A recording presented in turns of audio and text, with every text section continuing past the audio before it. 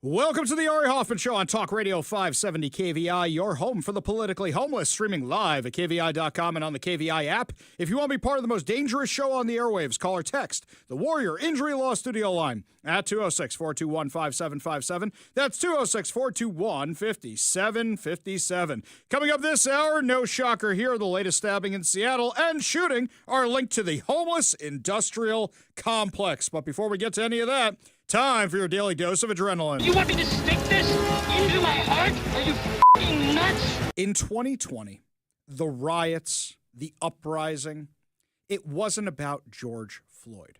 It never was about George Floyd. It was about taking down America. Maybe now some people are willing to see it.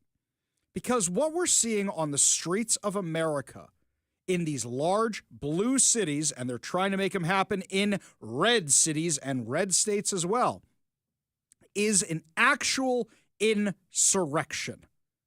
I don't use that word lightly because that word has connotations. No, I don't care about January 6th. That's not what I'm talking about. That word means somebody is trying to overthrow the government, and they're trying to do it from within. And they're trying to do it with your taxpayer dollars. We can see this very clearly in front of us. There is a flyer that is out. This flyer is promoting this No Kings protest this weekend. It's not no kings, it's anti-Trump. Let's be real about this. And Donald Trump, if he was a king, he wouldn't be having such a hard time getting through his big, beautiful bill. It would just be edict. It would just be law. Let's be real about this for a minute. But this big protest they're planning, can we take a look at the organizations that are sponsoring this thing for a second? Planned Parenthood, Defund Musk, Seattle Indivisible, leftist group, North Seattle Progressives, communist group. All these leftist, socialist, radical, Marxist organizations are participating in this. And by the way, they're not being quiet about it. Yesterday, Kshama Sawant, who's not quiet about anything, she was one of the speakers in Cal Anderson Park. Before the group in Cal Anderson marched over to the federal courthouse to start the riot. She says it out loud. For 10 years, for all of the 10 years that I was on the Seattle City Council as the lone socialist. By the way, she wasn't the lone socialist. Tammy Morales was there for a while also. Deborah Juarez may not have identified as a socialist, but she pretty much did the exact same stuff. So did Lisa Herbold. Oh, and wait a minute. Teresa Mosqueda says she's a member of Antifa and a socialist. So you're lying about that, but you're very clear about who you are. This is about overthrowing capitalism. ICE is the latest excuse. Made a little graphic last night using ChatGPT at home, which is an Antifa member in his mom's basement. And he's got a sign in front of him. And at the top, it's BLM, but it's been crossed out. And then it's Free Palestine, and it's been crossed out. And then after that is Abolish ICE. That's the new thing. And his mom's calling him for dinner. Joey, dinner! And he says, Mom, I'm busy right now. It's whatever the cause du jour is. This has nothing to do with ICE. This has nothing to do with immigrants. What does this have to do with overthrowing America? How do we know this? There's a whole bunch of anti-ICE protesters that are blocking traffic in New York City. All the protesters are white. There's a black woman who's just trying to get to work. Just trying to get to work. This was, I believe, 2 days ago. And their heads look like they're going to explode because they can't believe a black woman's yelling at them. But I have a kid. If I don't, and these people are having their children taken and their parents. What about my kids? I take their job. Look at this. Then what happens to my kids? I can't help you. But you can if you could just move off the way. You're not going to. How is this a peaceful protest if there's nothing to do? No, it's not. How do you as white people feel about stopping a black woman from going to work? Oh no, not work. I care so much. So you don't care about stopping black people from going to work? Look at this line that you guys are causing. Oh no, not work. The guy who said that looks exactly like you would assume he would. Tall, skinny, white guy with a man bun and no facial hair. Probably has a steady diet of soy and tofu, but I repeat myself. This is the left.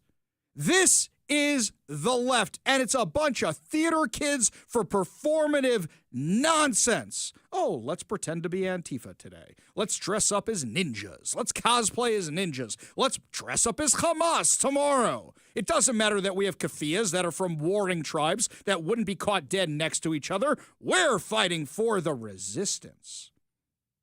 And our politicians are going along with it. Do you know the difference between this time and last time? And why more people are hip to the movement? Because of all the streamers. I give a lot of credit to all the people who went down to the riot in Seattle last night. I saw Cam Higbee was there, Katie Daviscourt was there, Jonathan Cho was there, Brandy Cruz was down there. And you know who else was down there who we haven't seen at these things in a while? The mainstream media. Como News was down there. Cairo 7 was down there. The other outlets were down there. Let's not forget, 2020, about halfway through, these guys weren't allowed to go to the protests anymore. One was because of the danger, and two was because they didn't want to show what was actually happening, which was violent. But a lot of people in 2020 went away from the mainstream media because they knew they were being lied to, and they went to social media. And they found people like Jonathan Cho, who left mainstream media, who was thrown out of mainstream media. They found people like Brandy Cruz shortly thereafter, who left mainstream media, who's now covering this stuff. Now you can get the news from social media. And that's why you can't deny what's happening anymore. You can't gaslight us like you did in 2020 unless people actually want to believe it. Now, that's not going to stop people like Bruce Harrell, Bob Ferguson, and Nick Brown from trying, which is exactly what they're going to do. So this is from the Post-Millennial last night about what happened in Seattle. 8 people were arrested after fireworks and rocks were thrown at police during anti-ice riots on Wednesday night in Seattle. The events took place outside the Henry M. Jackson Federal Building in downtown Seattle. The evening began at 7 p.m. with a rally at Cal Anderson Park in Capitol Hill, site of the deadly 2020 autonomous zone. Agitators carrying mass-printed signs, Mexican flags, wearing keffiyehs and face masks, marched through Capitol Hill and First Hill before converging on the government building. The Seattle Police Department and the Department of Transportation had issued a community advisory earlier in the day, warning of potential disruptions and urging residents and businesses in Capitol Hill, First Hill, and downtown to take precautions, including securing garbage bins and movable objects. Despite an attempt to, or a claim rather, that they were going to remain peaceful, it was anything but. It was anything but. Despite this claim that they were going to be peaceful, what actually started? They began escalating rapidly at around 9:30 p.m. when dark started falling. Rioters, many dressed in Antifa black bloc, began surrounding the Jackson building. Acts of vandalism, including graffiti, the erection of makeshift barricades, and violence marked the beginning of the riot. Now, mind you, it's hard to actually put into words what was happening. They dragged dumpsters into the middle of the street, lit them on fire. I can't think of a more symbolic thing for Seattle than a dumpster fire in the middle of downtown. By 9:45, fires have been set at the barricades. The protest evolved into what police described as a full-scale riot. Fireworks, rocks, concrete, and bottles were hurled at officers. By the way, that's not even doing it justice. The fireworks were loaded with things and launched at the fireworks, so it's not just gunpowder. There's pieces of shrapnel. There's pieces of concrete in there, prompting SPD to issue dispersal orders and deploy crowd control measures, such as tear gas, bike lines, and other things. Seattle journalist Brandy Cruz reported there's a little something in the air. Protesters lit off one of those massive fireworks right in the middle of Seattle police bike line. I'd be shocked if officers didn't get injured. Police cleared the plaza, except for the media, and pushed the rioters back toward the fire. As the fireworks were set off, a dumpster was also set ablaze at a nearby intersection, requiring fire crews to respond under SPD protection while still being targeted with projectiles. One unidentified man fought rioters to save an American flag from being burned. The Post-Millennials' Katie Daviscourt reported from the scene, anti-ICE Antifa rioters have been assaulting Seattle Police Department officers all night. According to police, at least 8 people were arrested. Now, this follows the previous night when there was a riot as well. So now you're talking about 2 consecutive nights of rioting at a federal building. You know what I immediately think of? Portland in 2020. They rioted against that federal courthouse for 120 consecutive days. And while we were happy that the autonomous zone was just a month, or just under a month, 120 consecutive days of rioting. You remember what it was like after the autonomous zone? Okay, so the autonomous zone sucked. You had 6 blocks that were taken over, and every night they're marching across the freeway until a bunch of them got hit by a car. You remember that insanity? But then after that, for the next 2 months of summer, through September, what'd you have? Anytime you're driving, it could be a bunch of activists decide to close that bridge, or close that street, or close that freeway. That's what it was for the rest of the summer. Portland, 120 consecutive nights of rioting. So you just heard. They're attacking police officers. They're assaulting police officers. By the way, I saw a clip from Cam Higbee just before we went on air today that I hadn't seen from last night. The Antifa types wheeled out somebody in a wheelchair in front of their line, knowing that they can throw things at police and that the police wouldn't do anything because there's somebody in a wheelchair. Wow, you guys really did emulate Hamas. It's not just the keffiyehs. You're hiding behind the disabled so that you can push this insanity. So what did Bruce Harrell say? Last night's protests remain largely peaceful. I'm sorry, what? Have you seen the front of the federal building? The thing is horribly vandalized. They're lighting dumpster fires in the middle of the street. They're attacking police officers. Reporters are getting gassed because they're nearby covering this. But it was mostly peaceful? I'm grateful for SPD officers who exercised professionalism to disperse the demonstration when violence occurred.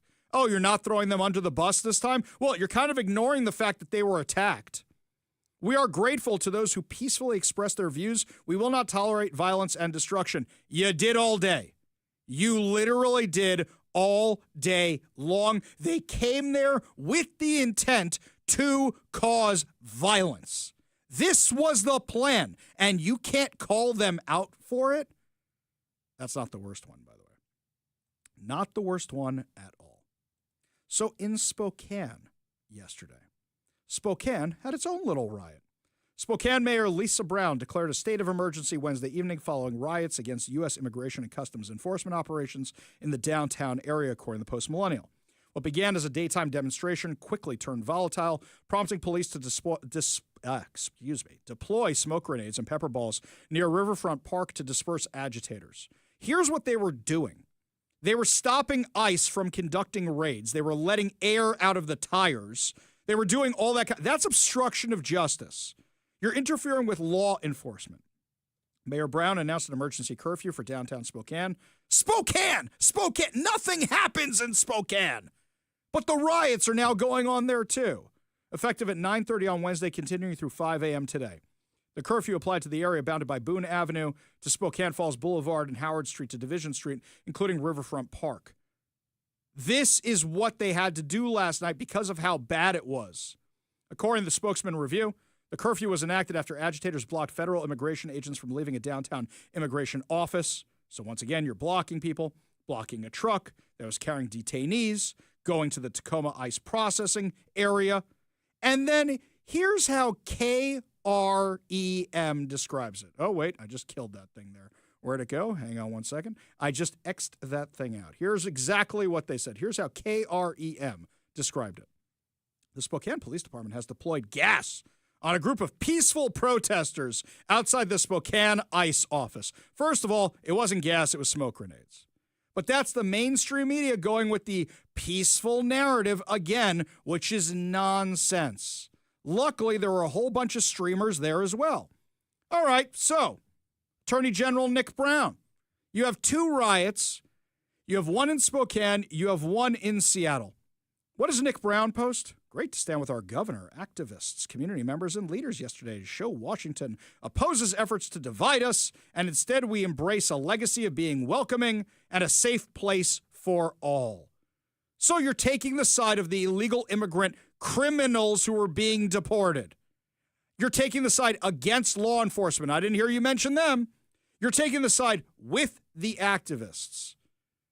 Bob Ferguson was worse.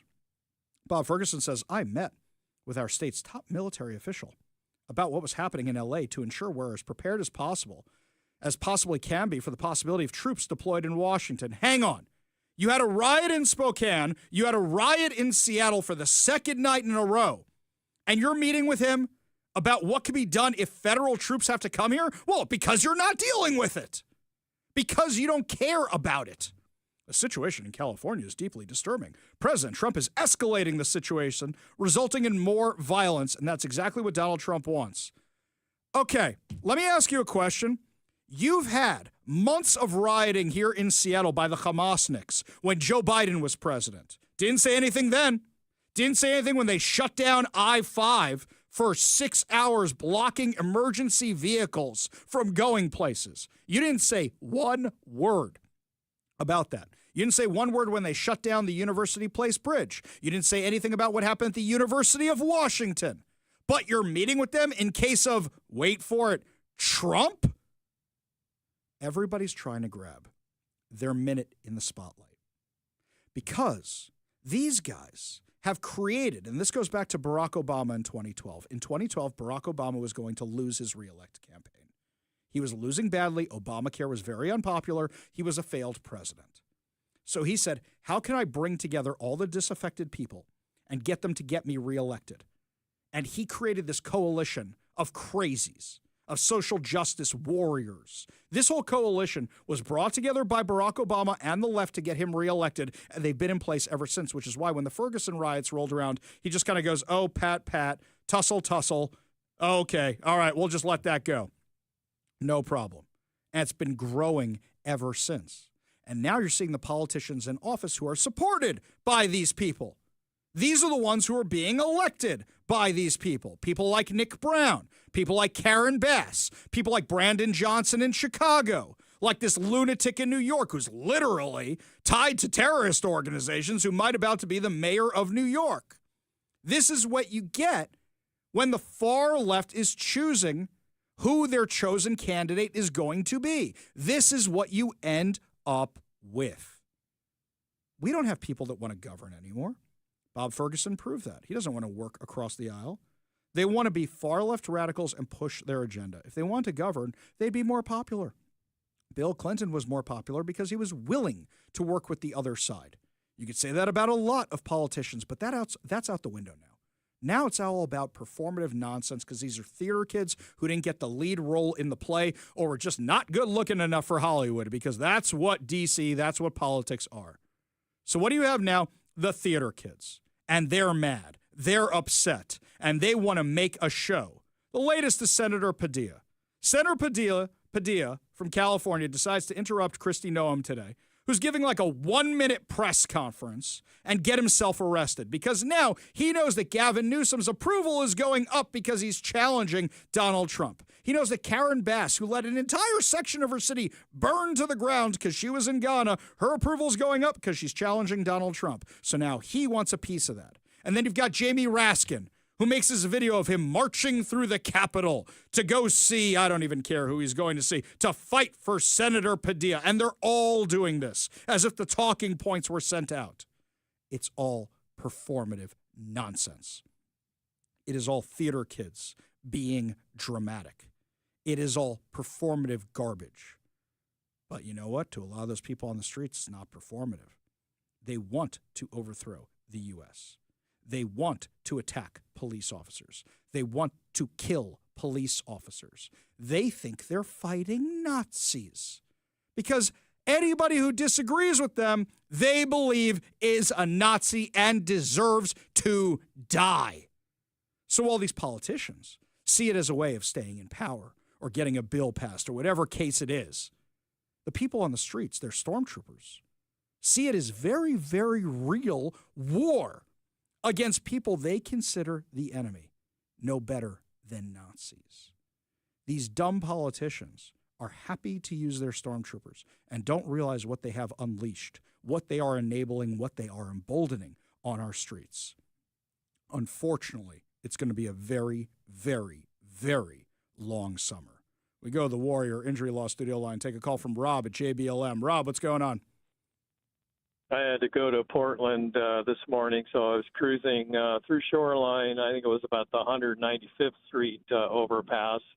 And of course, it was bumper to bumper, and heavy traffic. We're all cruising at 65 plus, and the whole overpass was a rainbow of flags. Literally, I mean, it was Ukraine, the rainbow flag, the Mexican flag, people holding signs, ISIS, Nazi, fascist, and unbelievably, there was actually somebody holding an American flag, and I thought, wow, that is just crazy. So, shortly after that, I mean, I'm maintaining my distance, but everybody is slamming on their brakes that was ahead of me, and of course, I'm still ahead of the overpass. I can see it up ahead, and I don't know. I almost rear-ended the car ahead of me, and I almost got rear-ended. People are going all over the road, driving on the shoulder, trying to miss each other. I called 911, got on the horn with a lady at dispatch and King County Police and told her what was going on. I said, there's got to be a law against this. I mean, I don't know if any accidents happened today, but they were definitely a distraction, and I don't think it should be allowed. Yeah, if they're distracting driving, it's no different than blocking the freeway, hindering driver. If you're not allowed to hold your cell phone while driving, what do you think they're doing? And the reason there's an American flag out there, I don't know if you saw this, the leftist groups are now sponsoring American flags because they saw that all of us are hitting them for rioting to stay in this country while waving another country's flag, which we always say, if you like it so much there, go back. But that's why they now all of a sudden have American flags. My favorite was last night seeing the guy marching with the Hamas flag right next to the guy with the American flag. I said, do you not know what Hamas wants? They want the destruction of America. You people don't even know what you're protesting. Rob, appreciate the call. Appreciate the update. Appreciate you being part of the show. You want to be part of the show, you give us a call or a text at 206-421-5757. That's 206-421-5757. When we come back, lots more of your texts, lots more of your emails, lots more of your calls, plus the latest shooting in Seattle. Guess what? Homeless Inc. had a piece of the action. We'll tell you what's going on when we come back. You're listening to the Ari Hoffman Show on Talk Radio 570 KVI.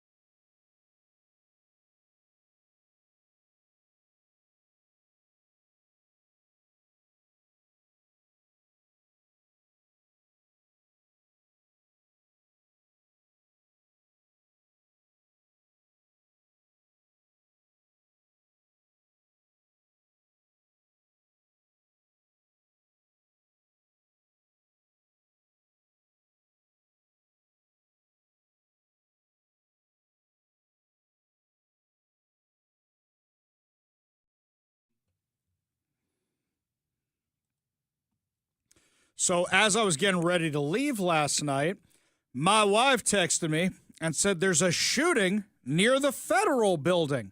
I think it's just a block or so away. And immediately, what do I start thinking? I start thinking to myself, whoa, did one of these Antifa lunatics go too far? But it doesn't really sound like them. What's actually going on over here? So according to Como News, the Seattle Police Department has arrested a shooting suspect after 2 people were injured Wednesday evening. Emergency crews respond to a shooting at the intersection of 2nd Avenue and James Street. According to police, an adult woman was shot in the head and a 52-year-old man was shot in the leg. The woman was in critical condition, transported to Harborview Medical Center by medics, according to the Seattle Fire Department. The man was reported to be in stable condition and was taken to the hospital by AMR. Now, in addition to this, both individuals were reported as victims of the shooting. Do you know what is right over there, right on that corner? I looked up the addresses, always see what's in the neighborhood. Downtown Emergency Service Center. Oh, you mean Homeless Inc., where these buildings are magnets for crime and violence? And anytime one of these things opens, there's more crime and more violence? I know that street. There's a couple organizations over there I used to work with. And I've watched that in the last 20 years I've lived in Seattle turn to the center of being the drug den of that particular portion of Seattle. That is what happens when you invite Homeless Inc. in. Got some more fun here. A 37-year-old woman and a 31-year-old man were arrested early Thursday morning following a stabbing incident in Capitol Hill. Because crime hasn't gone down there since the autonomous zone was shut down, people just think you can do whatever you want there. Upon arrival, they found a male victim with stab wounds to his stomach, arm, and back. The man was taken to hospital in serious condition. Witnesses reported a fight involving several men, during which a woman allegedly stabbed the victim, then fled a scene with a male suspect. Police quickly apprehended the man, captured the woman after a brief foot chase before fleeing. Isn't it nice? The East Precinct is there, ready to go. That you have police officers in the neighborhood. Otherwise, this stuff never would get taken care of. Bruce Harrell wants you to believe that the city's getting better. It's not getting better. It's as bad as it ever was. Same as it ever was, right? That's what it is. And he's going to run as being the law and order guy? Yeah, that's not going to happen. Not after the riots. Not what happened with the Christians at Cal Anderson Park. Nope, not going to happen. Some of you on the text line. This one from the 206. Hey, Ari. When are they going after the groups that are funding this nonsense and the politicians funding the nonprofits? Talking about the riots. So, funny you should mention it. Doge Washington and Data Digs, who are sharing all that stuff from the Washington State checkbook, they were looking into some of the organizations behind these riots/protests, and one of them I saw is getting $18 million from Washington State. $18 million. Mm-hmm. This one from Rob in Lakewood. Hey, Senator Padilla, no one's above the law. Isn't that what Senator Padilla was tweeting when Donald Trump was getting charged? Yeah, basically, right?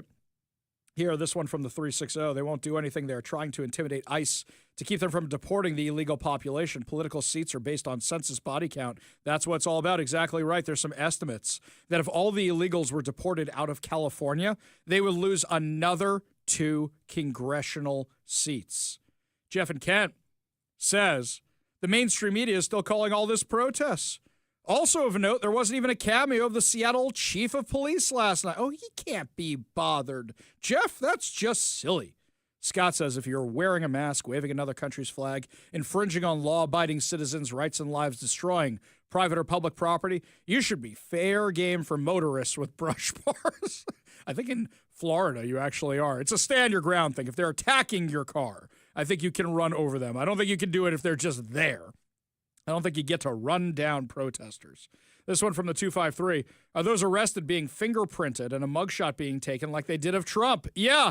You know what's interesting is I'm not sure how many of them are actually going to end up being charged. A whole bunch of them weren't charged after the autonomous zone. I couldn't find their information in the King County Jail last night when I went to look for it. Maybe I'll find it during the commercial breaks today. A lot more to discuss as the show continues. When we come back, we'll drop into the swamp of Washington, D.C., and find out that a whole bunch of Democrat governors are getting grilled over their mishandling of their states. Oh, we'll have that amazing audio for you when we come back. You're listening to The Ari Hoffman Show on Talk Radio 570 KVI.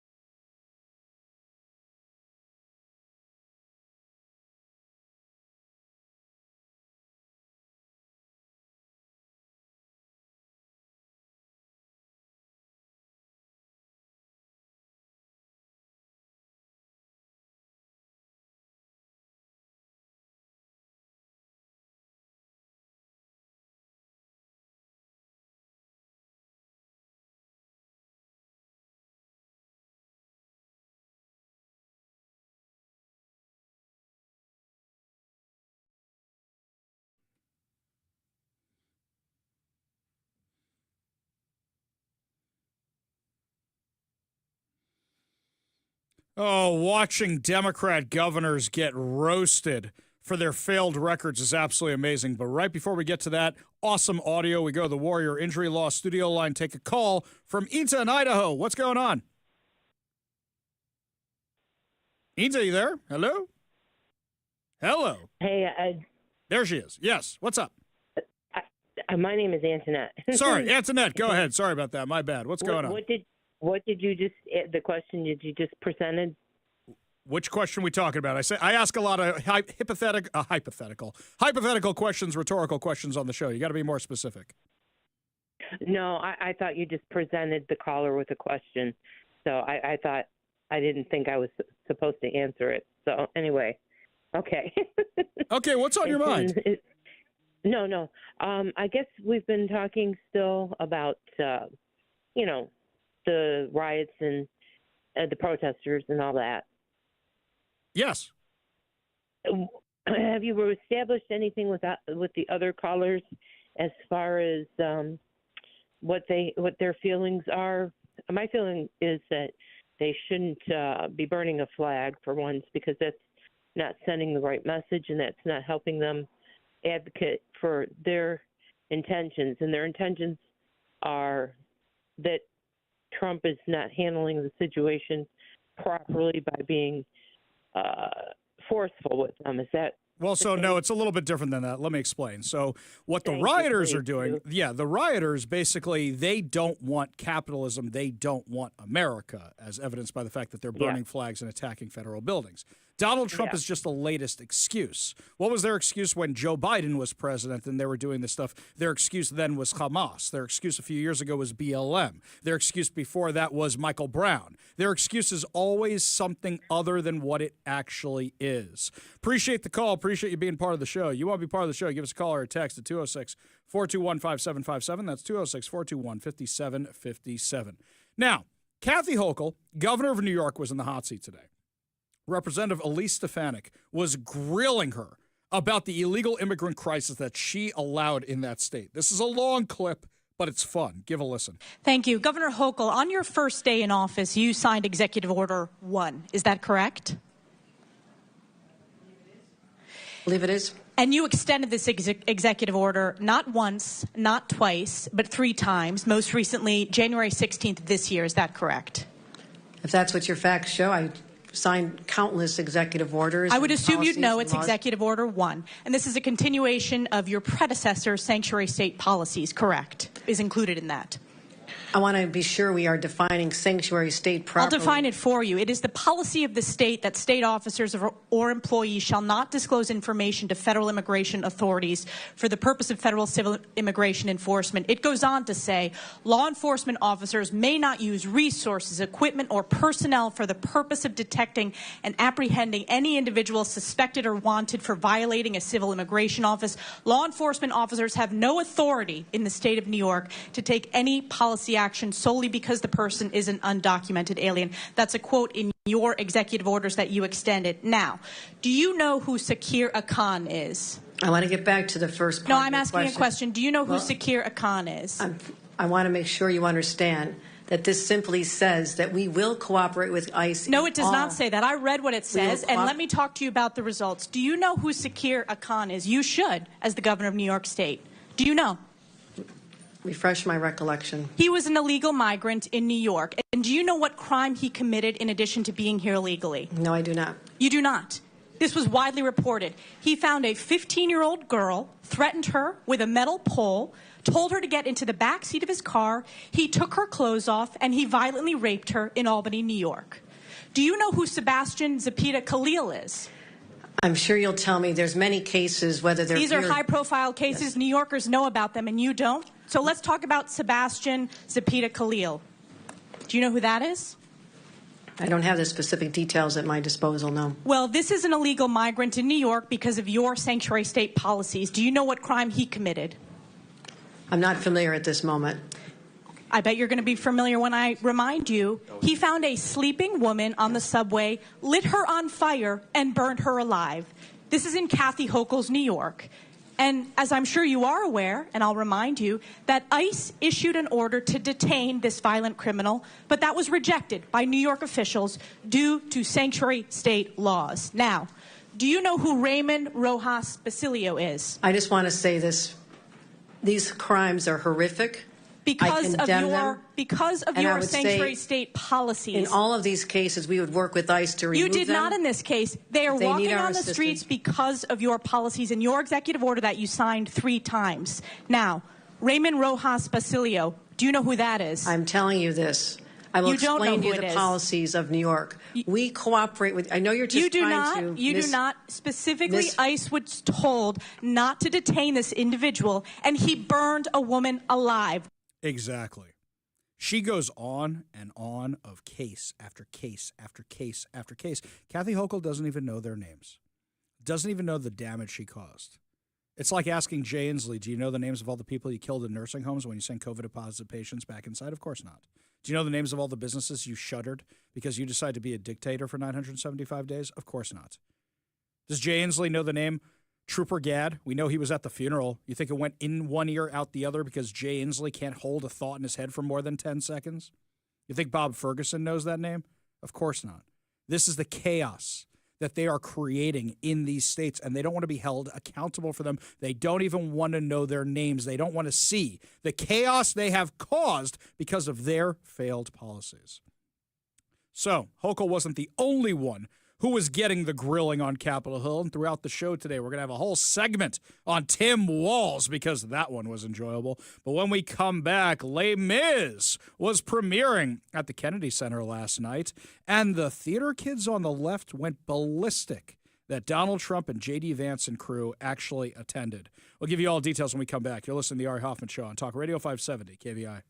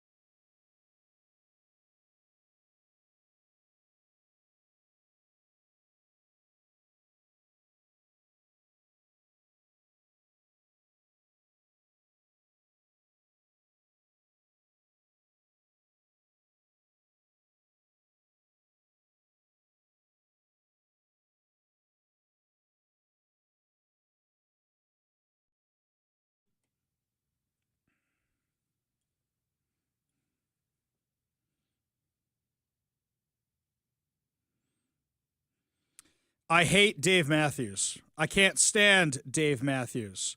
I hate every song of Dave Matthews, but my wife loves Dave Matthews.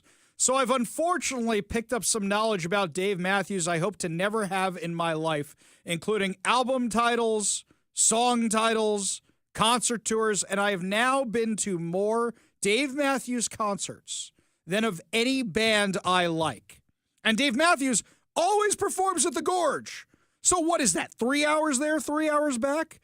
That's what I do for love. I will do anything for love. You see what I do? I'm a good husband. That's what us good husbands do. J.D. Vance, apparently also a good husband. Now, I assume this joke is in the vein of he doesn't like Broadway. Let's go with that for a second. So Les Mis, Les Miserables, the play, which was based on the Victor Hugo book, the play which was one of my favorite plays, one of the first plays I ever saw on Broadway, is premiering at the Kennedy Center last night. Was premiering at the Kennedy Center last night. So the Trump administration went out there because now they're all board members of the Kennedy Center and they're trying to bring it back to its former glory. Apparently the place has been very neglected and isn't getting a crowd anymore. And also, didn't they say all these cast members were going to be boycotting? Didn't seem like it, and that's a pretty big cast. You notice if a bunch of them were missing, I don't think they had that many understudies. So J.D. Vance post this on social media. About to see Les Mis with POTUS at the Kennedy Center. Me to Usha. So what's this about? A barber who kills people? Usha, hysterical laughter. So anybody who knows theater knows that he's joking about Sweeney Todd. That's a theater joke. That's clever. That's funny. And clearly he knows more about theater than he lets on. This is a guy, he probably saw the Johnny Depp movie, or he knows the plays, right? I see Mike reaching for the microphone right No, there. I was just laughing along because, like, you get to make that joke because you get the reference. Yes. And I'm sitting here, I'm like, I understand that reference. How about that? I understood that reference. Right, exactly. That's exactly. What it is. Then he writes as a follow-up, that's apparently a different thing called Sweeney Todd. And the comments are hysterical because it's all people making jokes about Broadway. If you're not into Broadway, you're not going to like it. Look, Mike found it funny, and Mike doesn't like the Broadway stuff. I like the Broadway stuff. So here's the thing. In the comments, it's like he killed a sacred cow of the left. How dare you know theater? This is our world. And then the comments from the left about him being a closeted gay with the slurs and everything to go with it. It is some of the most vile stuff I have ever seen on social media. Wait, I thought you guys are all big on the rainbow flags and it's Pride Month. And shouldn't you be saying, hey, welcome to the club? Happy you're here? I remember a while ago, this was when I was running for office, I did an interview with a really left-wing podcast. And I talked to anybody, it was no problem, and they were floored by the fact that I knew Star Trek. They were floored by the fact that I knew Star Wars. They were floored by the fact that I knew Nerd World. I said, I enjoy this stuff. What's wrong with that? They were shocked at how much my Marvel knowledge was. They were blown away by all of that. You come to our office, that's all we talk about when we're not doing this stuff. Movies and comic books and spaceships and things that you spend one day in the bullpen with us, you will get an education. You will know. This is the left. They can't tolerate it. And then they resort to racial slurs, bigoted slurs, because they don't like it? Are you kidding me? Here's something else. J.D. Vance went to, was it Yale or Harvard? I forget which one. He went to one of those. He's in the Ivies. It was either Yale or Harvard. I get them confused with the anti-Semitism these days. But he went to one or the other. You know what? You get a classic education at these places. He probably had to read the book at some point. Probably did, but they can't handle the fact also that J.D. Vance comes from very, very humble, poor beginnings and is now vice president of the United States at the Kennedy Center. Right, he went to Yale. Thank you, Mike. Thank you. This bigotry is on full display. And notice, like we said in the first segment, what do you see out on the streets? It's not a bunch of brown people or black people fighting for people of color. No, it's a bunch of white liberals with white savior guilt who are doing all this. That's what you're seeing on the streets. And these politicians know it. That's whose vote they're trying to get. And in the process, they're losing the Hispanic vote. In the process, they're losing the African-American vote. In the process, they're losing all the minority votes. Hey, guys, keep doing what you're doing. Just keep doing what you're doing. You're going to keep losing election after election after election after election. From the text line from Kelly in Seattle, Ari, when will we see some ads telling people who is funding these politicians and these radical groups? It's my understanding that Soros is the money behind so much of this. They call Trump supporters Nazis, but they are funded by a former Nazi. Why isn't more made of this? So, Kelly, we were actually discussing this a little bit earlier, but we got people digging into a lot of these groups. So as much as I want to blame Soros, I'm not saying he's blameless, but there are a lot of groups doing it this time because they have realized that these groups get politicians elected. The politicians funnel money to these groups from taxpayer dollars, and the cycle goes on and on and on. Planned Parenthood is one of the groups behind this insanity. And the list continues of ones that are leftist supporters. Lots more to discuss as the show continues, my friends. When we come back, Donald Trump and Representative Baumgartner just saved Washington's energy and Washington's economy. We'll tell you what they did when we come back. You're listening to the Ari Hoffman Show on Talk Radio 570, KVI.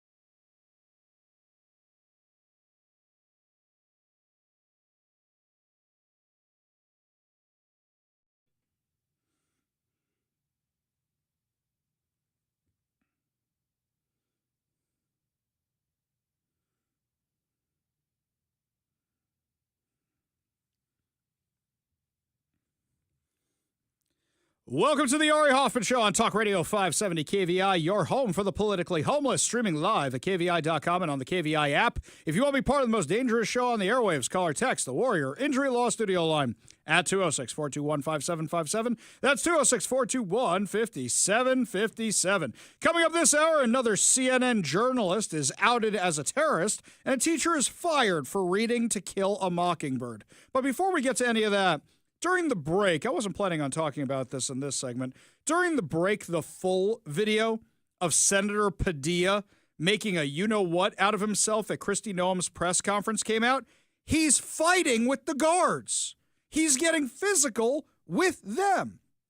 Here's something else I noticed. I don't see a security badge on him. I don't see his senator pins on him. I don't see a security stuff on him. Nothing. You know what the security guards probably assumed? Some radical activist, Hamasnik, Antifa lunatic got in the room and is trying to attack a cabinet member. That's what this looks like. So he intentionally took off his security pin? You can't just burst into a room and start shouting at somebody with no security credentials whatsoever and expect security to treat you differently because you claim, I'm a senator. You know, I think the homeless guy around the corner is screaming out there that he's president of the United States. Nobody listens to him. This was performative nonsense. Also, Kristi Noem met with him for 15 minutes afterwards about the immigration issue, and they exchanged phone numbers. He just wanted his name in the headlines. You know what I want to know? What was he wearing earlier? Was he wearing all his security pins and badges and all the stuff he needed, and then he took it off for this, knowing what would happen? This is a guy who's been in D.C. for a while now. He knows. This was staged, performative. And here's something else.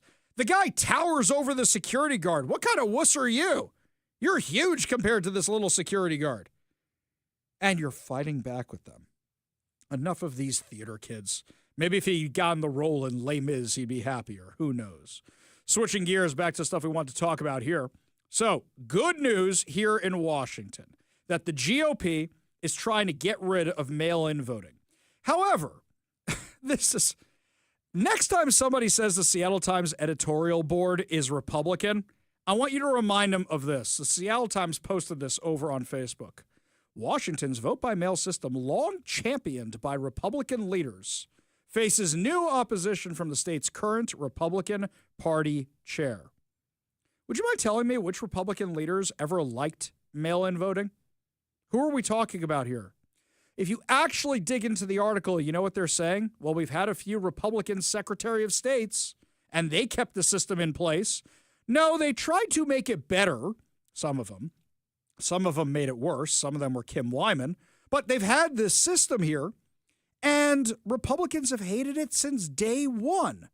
But what they're trying to do is marginalize Jim Walsh, friend of the show, who's chair of the Washington State GOP, who's leading the effort against these things, saying, you're a bunch of hypocrites. No, you guys are selectively leaving out information. What do I mean by that?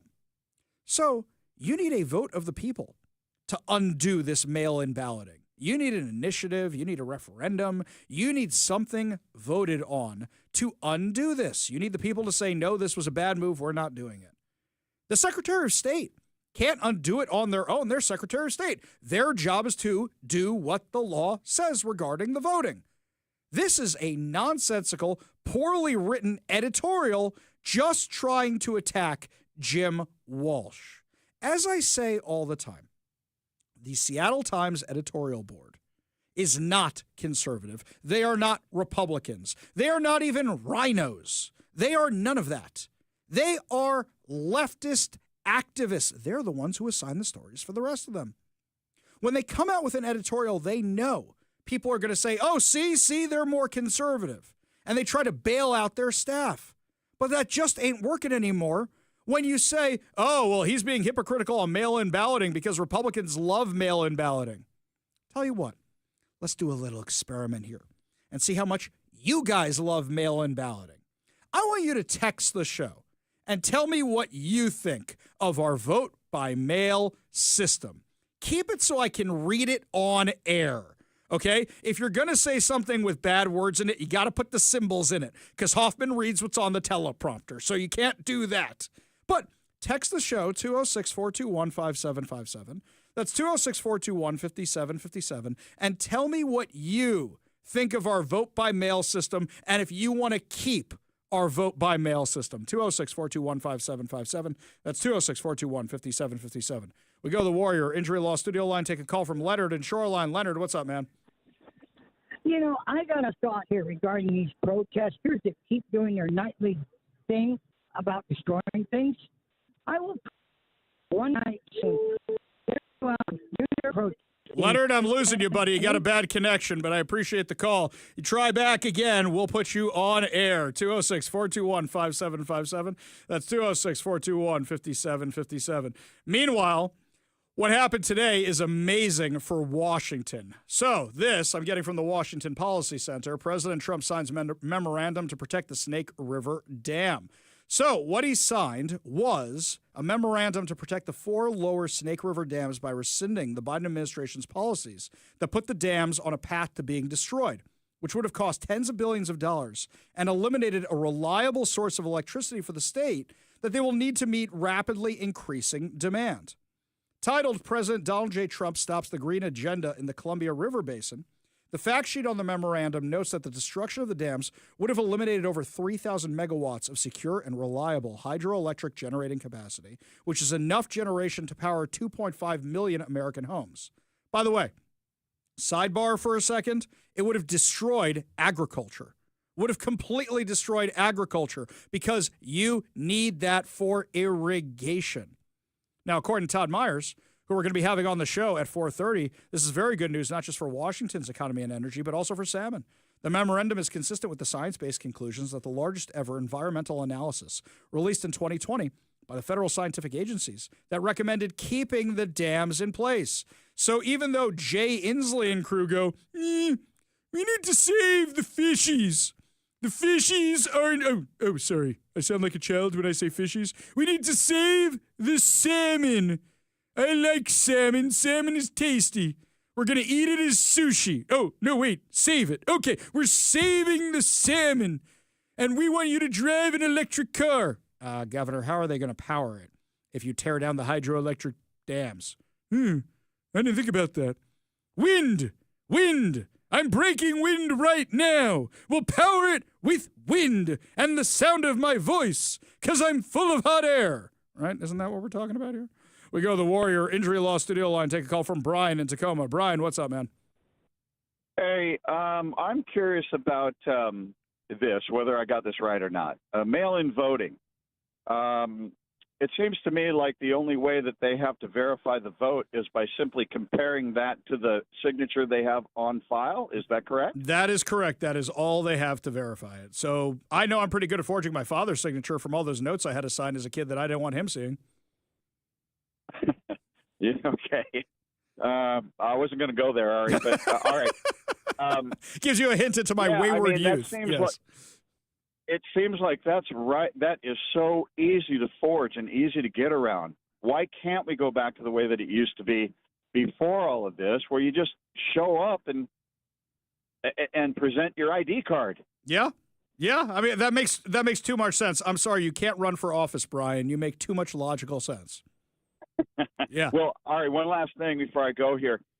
Did you get my homeless pictures of the homeless encampment problem that is still happening in Tacoma? I sent you a bunch of them about a week and a half ago. I don't know if I saw them. There was a Jewish holiday a week ago. Do me a favor, drop them in my email also. They put this new spam filter and stuff on my email. So if you don't get a response from me, I didn't see it, and maybe try one of my social media platforms, okay? All right, we'll do. All right, thanks, buddy. Yeah, I want to just say that this mail-in voting stuff is ridiculous. It was originally designed for service people overseas. Yep. Why do we have to change that? Yeah. And why has it been changed for the last 20 years? And why are the Democrats so, so much in control after that happened. Gee, I wonder why. How we went from a red state to a blue state once that happened. Brian, appreciate the call. Appreciate the tips. Also, you want to be part of the show, you give us a call or a text at 206-421-5757. That's 206-421-5757. Oh, the text line. I struck a nerve. When I mentioned vote-in, mail-in balloting. Ken in Everson says, no way. Ask Dino Rossi how he feels about mail-in ballots. Get rid of it. Nancy says it's permission to commit fraud. From the 206, it sucks. Robin Lakewood also wants to get rid of the top 2 primary first. Well, if we do that, we'll talk about that. That's a whole nother thing. Yeah, this is a vote by mail. It's a huge sham, says Lance. From the 360, it sucks. Open the voting polls. From the 425, vote by mail is the easiest way to do fraud in every way, and I hate it. From Mike, mail-in is the worst. Hey, Seattle Times, I haven't read more than a quarter of the texts I've gotten on this, okay? Can you find a single Republican who likes mail-in voting? I don't think you actually can. But that's the narrative they're going to keep going with. We go to the Warrior Injury Law studio line. Looks like Leonard's back. Leonard, let's try again, shall we? Yeah, let's try this again. Regarding these so-called protesters that do their nightly thing downtown, I'm waiting for the night they do their protesting, and one of these nights they're going to come across an 18-wheel truck with a driver that will one day they're going to find themselves without any hearing, because all it takes is for that truck driver to blow his air horn within 30 seconds, and their hearing will be gone. Are there a lot of 18-wheeler trucks in downtown Seattle? Oh, yes, I see a lot of them. Okay, Leonard, appreciate the call. Appreciate you being part of the show. You want to be part of the show, give us a call or a text at 206-421-5757. That's 206-421-5757. By the way, Democrats are all mad in Florida because Ron DeSantis said that if you attack somebody in their car, they have the right to run you over in self-defense. They're calling for him to resign. They're calling for him to be removed from office. He won by 20 points, guys. I think everybody in your state thinks that's a good idea. I mean, here in Washington, if we could have death race, I'm sure a lot of people would say, I want to be part of that, just because they're so tired of the Hamasniks and the Antifa types and the BLM types and all these crazy activists who are all actually the same person, the same picture, the same Spider-Man, who are blocking traffic all the time. It's crazy. It's absolutely crazy. And while our police are dealing with that, they're not dealing with other things. Saw this from Como News. King County Metro Transit is retrofitting as many as 1,300 buses with partitions as part of an initiative to improve public safety conditions for bus drivers. Okay. We've had bus drivers call the show before about these things. They're the plastic fiberglass screens that are in front of the bus drivers.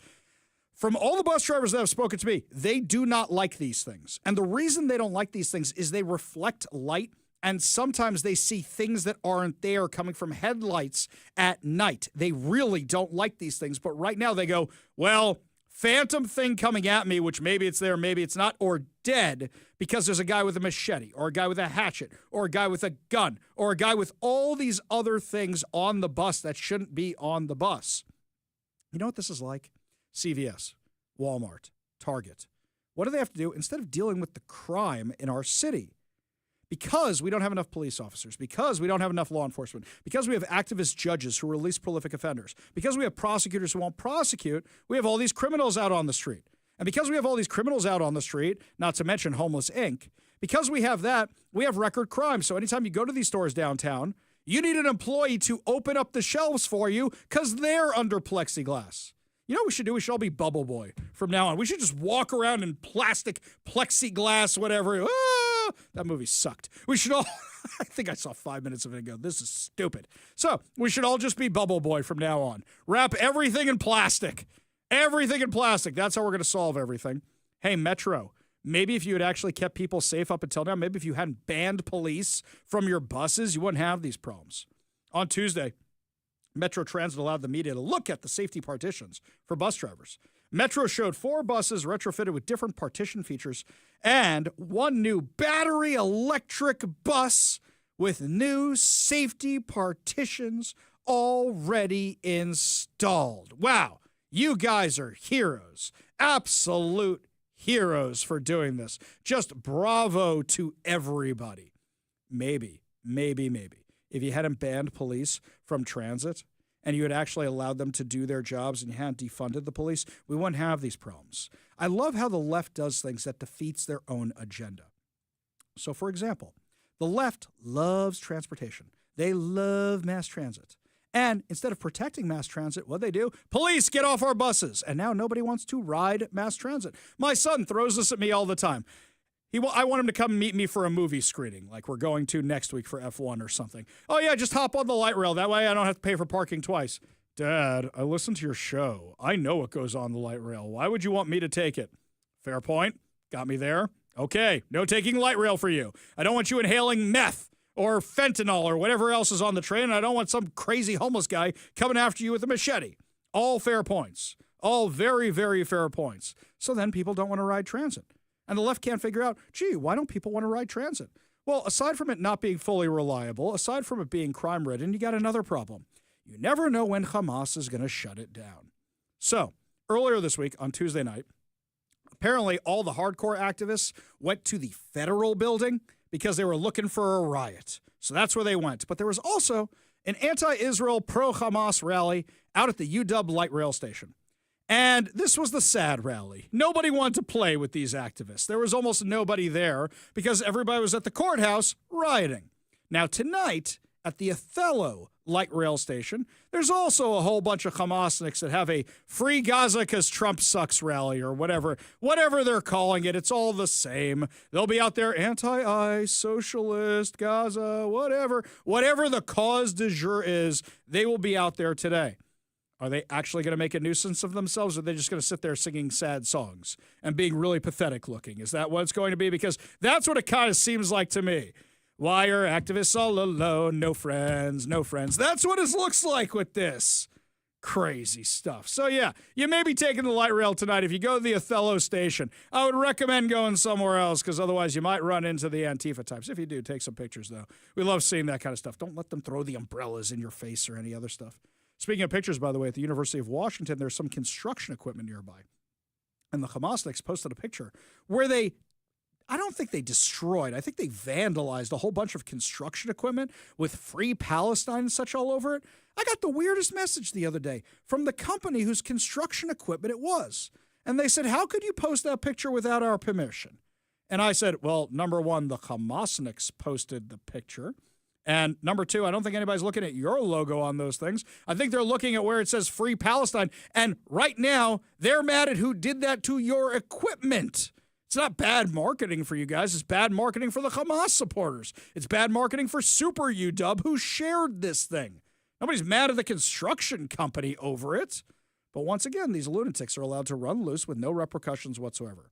I bet you the police haven't even opened an investigation into any of this. Almost guaranteed.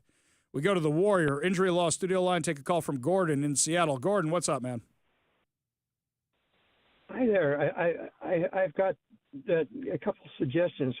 One, for the upcoming midterm elections, Republicans could advertise, look, if you enjoy gunfire in the streets with the bullets addressed to whomever it may concern, and you like the judges turning loose felons because of little inconsistencies, and our beloved. Basically, you're saying run on safe streets, run on anti-crime, and run against everything the left stands for. Then you might actually make some gains. Yeah, that'd be great. But you know what the problem is? If we keep having vote by mail system, then what happens is the left keeps ballot harvesting. And if we don't ballot harvest as well, we don't actually win anything. We need to do that. Somebody said to me last night, they said, Ari, how do we eliminate? How do we beat Kshama Sawant? And I said, forget about fundraising or anything else. What you got to do is you got to go ballot harvest for whoever is the person who's running against her. That's what it's going to take to win. Gordon, appreciate the call, appreciate the suggestion. You want to be part of the show, give us a call or a text at 206-421-5757. This from the 206. Ari, Oh, wait, this is from Jim and Julie, who live in the 206. Ari, eliminate the mail-in system, return to in-person ID verification to vote. This will end much of the concerns about voter fraud. But to help Democrats accept this, we have to use their slogan, too. Vote Democrat, vote often. Very good. Very good. This one here from the 206 also agreeing to vote by mail as a conservative or a moderate is suicidal ideation or being a village idiot. Yes. James says mail-in voting degrades the process. There is no election day, so it is nothing special. Right. Aren't these the guys who always say they want election day off? Man, you guys are hot about this. We're going to do more of your texts when we come back. And also, we are going to talk about how another CNN journalist has been outed as a terrorist. No surprise here. We'll give you all details when we come back. You're listening to the Ari Hoffman Show on Talk Radio 570 KVI.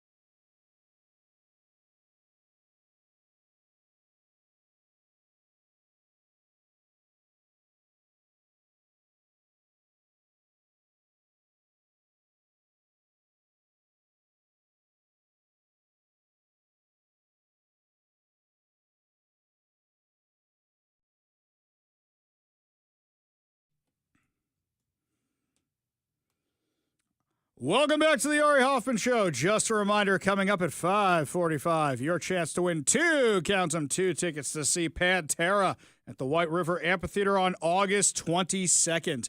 Yet another reason, always keep your radio tuned to 570 KVI left on your dial, always right on the issues. You can also stream us at KVI.com, download the KVI app, and of course, subscribe on whatever your preferred podcast platform is. Wow, you guys really hate the mail-in voting system. So I'm going to pick a few that deviate a little bit now. This one's from Bob in the 509. Ari, I'm absolutely in complete support of in-person voting with proper ID. That being said, mail-in balloting is not the largest part of the problem. The real fraud doesn't occur in balloting or tabulating. The real issue is in the voter registration process. Washington agencies that are required to ask people to register, including motor voter at the DMV, are legally prevented from asking about citizenship.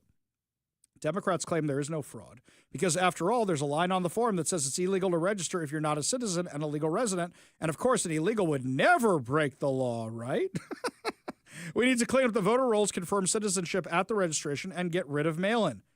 Like either will happen here in the People's Republic of Washington, says Bob. Yeah, you know what? That's a fair point. I will say is that a majority of the fraud is probably at the voter registration level.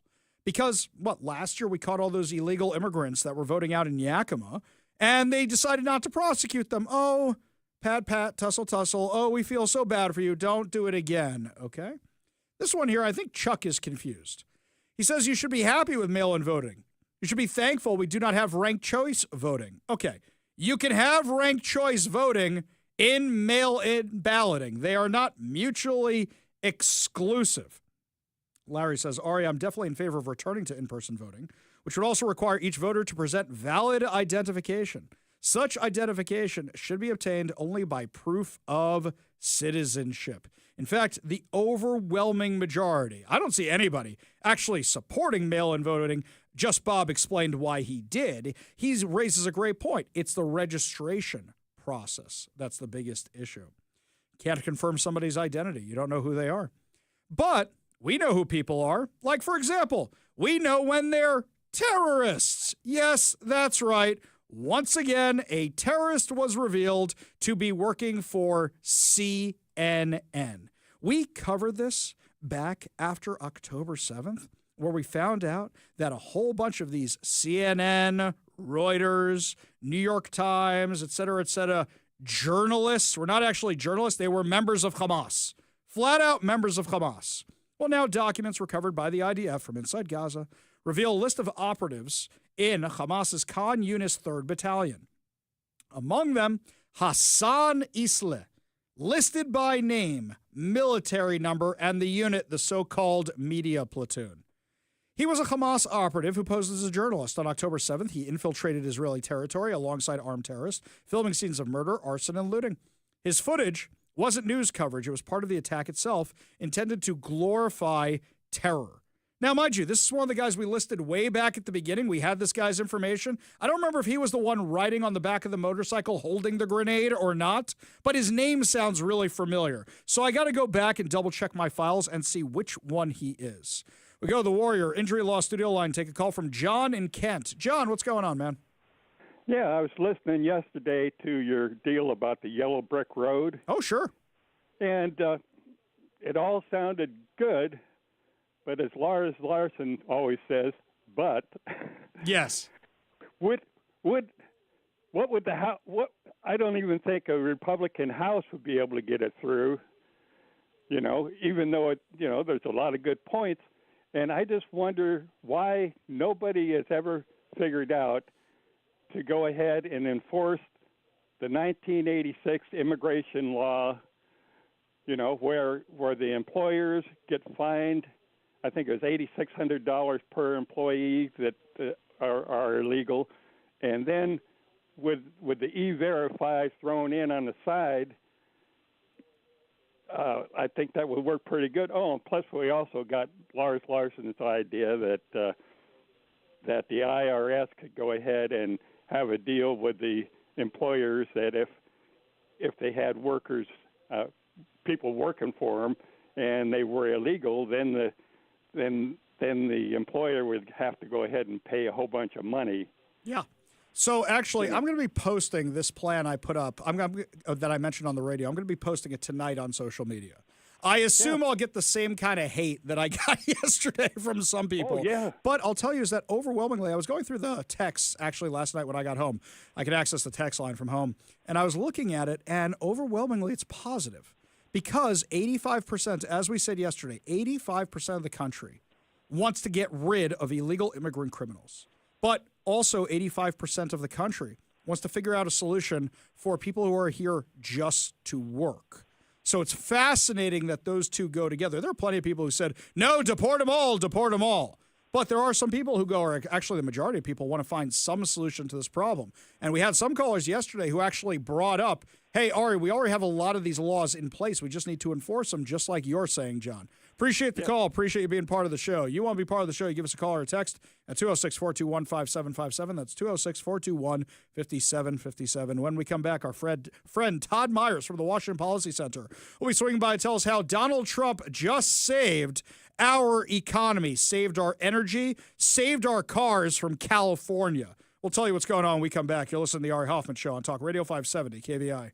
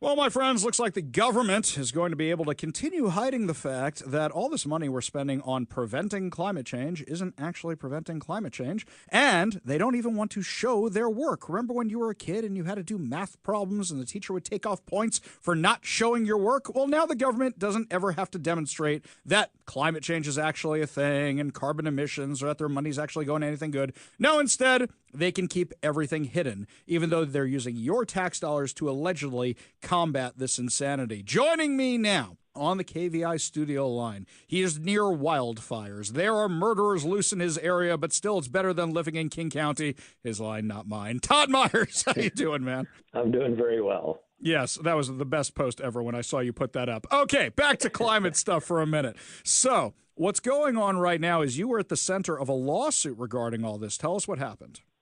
Yeah, so the Washington State Department of Ecology and Department of Commerce are required by law to release CO2 emissions data for the state at the end of every even-numbered year for the previous 2 years. But they have simply refused to do that. The most recent data we have is from 2021. It's now 2025.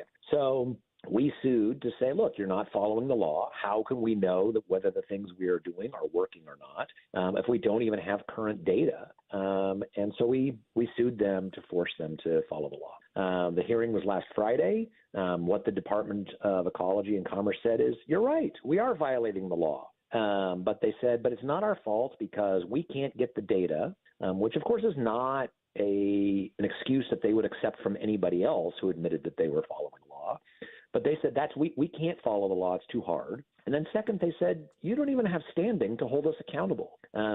You as a public citizen can't actually force us to follow the law. And unfortunately, as sort of absurd an argument I think as that is, the judge agreed and said, you're right. Public citizens cannot sue to force the Department of Ecology to follow the law. So, wait a minute.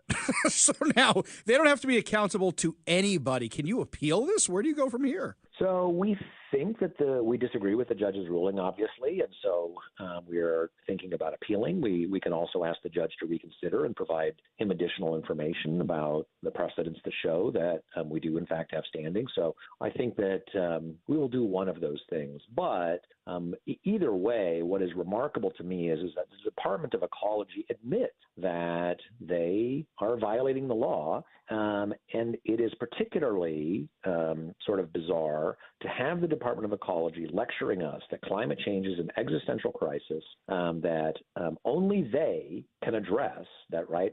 Citizens can't address it. They have to, be in charge of addressing this, existential problem, but they're not even capable of getting data that is, anything older than, anything more than 4 years old, right? We still don't know what the emissions are in 2022, let alone last year. So the notion that they can plan the economy until 2050, which is what they say, but can't get data from, 3 years ago, I just think shows how absurd the mindset of our climate policy is. Well, also, let's look at it from this perspective. So it could not be happening at all, or it could be infinitely worse than they're saying. Wouldn't they want to be able to say it's infinitely worse, give us more money? The fact that they're trying to hide this kind of shows it's not really going their way, right? Well, I think it's actually, some people say, well, are they hiding it? And I say, actually, I think that they just don't care. They know what the policies they want are. They know how to spend the money. And the data are immaterial to the decisions that they have made. So when people say, we're following the science, and in fact, they're not interested in actually going and getting data that might possibly contradict them because they have already made up their mind. I think that's the more likely scenario than them actively suppressing it. I mean, in a sense, functionally what they're doing is suppressing it by just doing nothing. Yeah, that sounds like par for the course. I mean, let's remember they want to remove all opposition or anybody who is revealing that it would be more than pennies on the gas tax. You had those numbers 100% right from the beginning because it was simple math, and you were the one doing it, and they weren't, and they didn't want anybody knowing how much this was going to spike the gas prices. However, there is some good news. We're talking with Todd Myers, author of Time to Think Small. He's also the vice president for research over at the Washington Policy Center. As I understand it, President Trump right now in the White House is making some pretty big moves on the environment today. One has to do with this ridiculous California electric vehicle mandate / carbon gas guzzling car ban. And then the other thing has to do with protecting the Snake River dams. Let's start with the cars first. Does this apply to Washington now, where we can keep buying our non-EV cars? It does. And so Washington signed up with California to meet what they called their Advanced Clean Cars 2 rule, which mandated a certain percentage of trucks be electric. And of course, there are no electric semis, at least that are, functional or, affordable. And the second was the requirement that by next year, 35% of all new passenger vehicles in Washington state that were sold be electric. Washington state is currently at about 22%. So we would have to go from 22% all the way up to 35% next year. That really just wasn't going to happen. But that relied on a waiver from the federal government to the Clean Air Act.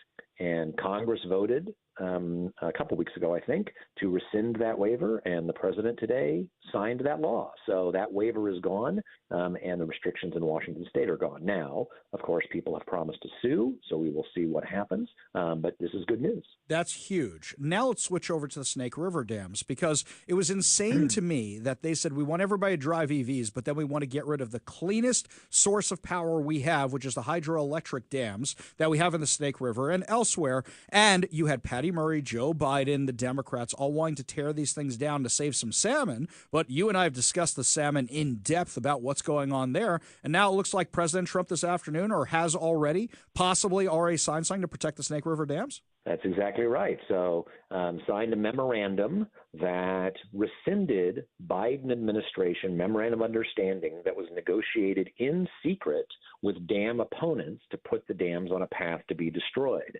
And there were a number of elements of that, including making energy more expensive, requiring all sorts of things that made the dams, less efficient, and openly said that they want to tear them down. President Trump has signed a memorandum undoing all of that, which is fantastic news. I think a lot of credit has to go to Congressman Newhouse as well, who has been absolutely tireless on this issue and trying to raise attention awareness about this. So really good news. Now, again, what's going to happen is that the environmental community is going to sue over this, but this is a great step in the right direction. It really made no sense to destroy all of that electricity. It's about 7% of the electricity for Washington state at a time when electrical demand is going up because of data centers and electric cars and just natural growth. It just was an absurd idea. And the other issue is that fixating, the amount of time we have spent fixating on the dams when salmon across the Pacific Northwest are struggling is just absolutely disproportionate and distracts us from the things that we can do and should be doing. So this is really great. I'm so glad the president has focused on this issue and signed this memorandum. You might call it damn good news that he did all that, right? So you can have that one free of charge. I will say also, just in closing, we have our sponsors over at Renton Chrysler Dodge Jeep Ram, and they hooked me up with a Jeep Wagoneer EV. And I love this thing, and has actually made me more of a proponent of, you want the choice to buy your EV or drive your gas-guzzling car, because of course I still have my Charger, you should be able to do it. But mandating the market, one, won't work, and two, if you kill the power sources for it, what sense does that make? People should be able to choose, just like they get to choose if the car is red, or the car is black, or the car is blue. You should be able to choose if an EV fits your lifestyle, or if a gas guzzler fits your lifestyle. Maybe you want one of those giant RVs, and there was the danger those things weren't going to be able to be sold anymore because of this nonsense. Todd Myers, VP of Research over at the Washington Policy Center, and so many other things we wouldn't know about if not for him and his research. Thank you so much for joining us today. Yep, thanks for having me on. Good to talk with you. Always a pleasure. We got a whole lot more to discuss as the show continues. You're listening to The Ari Hoffman Show on Talk Radio 570 KVI.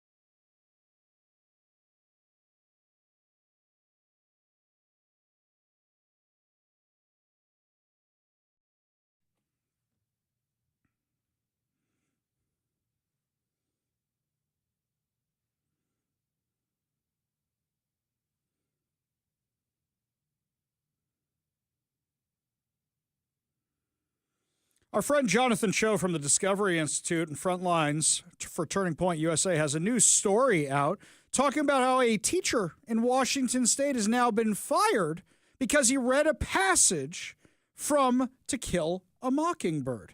Jonathan Cho has a story for us. While students at West Valley High School prepare for summer vacation, found the spot. Matthew Mastronardi is fighting to keep his teaching job. I read a couple passages. All because he took a risk and read out loud a passage from the American literary classic To Kill a Mockingbird. Don't you believe a word he says, Dill? Not just any passage, but the one featuring the N-word, which is used in the book dozens of times. Talking about the word... The N-word. The N-word. The third-year Spanish teacher says he was trying to make a point to his students about the importance of academic freedom after another teacher instructed students to skip over that controversial word. I think that's unfortunate because you miss out on engaging with the text in an honest way. Problem for Mastronardi. I said Calpurnia says that's talk. His performance was caught on a student's camera and has now gone viral. No, I did not. I had no idea. It's unclear if anyone even made a complaint, but his bosses decided it was a violation of the teacher's code of conduct and chose not to renew his contract. It's a stretch of the interpretation saying I engaged with students in inappropriate behavior. Mastronardi says he was shocked by the punitive decision, since there are no official rules instructing teachers to censor readings of American classics at West Valley. Nice to meet you. We caught up with Superintendent Kyle Rydell and asked for an explanation. You guys aren't going to renew Matthew Mastronardi's contract. I'm not aware of that, sir. Like I said, it's a personnel matter. It goes through HR. However, word is now getting out into the Spokane, Washington community. It's a good book to read, but I don't think that teachers should be saying it. And while some think Mastronardi used poor judgment, And also, he's white. He shouldn't have said it. there's now a Change.org petition with hundreds of signatures asking the district to bring him back. Because he's a really good teacher. It was started by freshman Peyton Johnson. He was just reading, out of the book. He wasn't saying it to anyone or, in a rude manner. Meanwhile, the city's black community is also starting to chime in. We need to educate our kids more. Michael Brown runs a job training program for high school kids and says the N-word remains deeply offensive to African Americans. Once again, it goes back to ignorance, which means a lack of knowledge.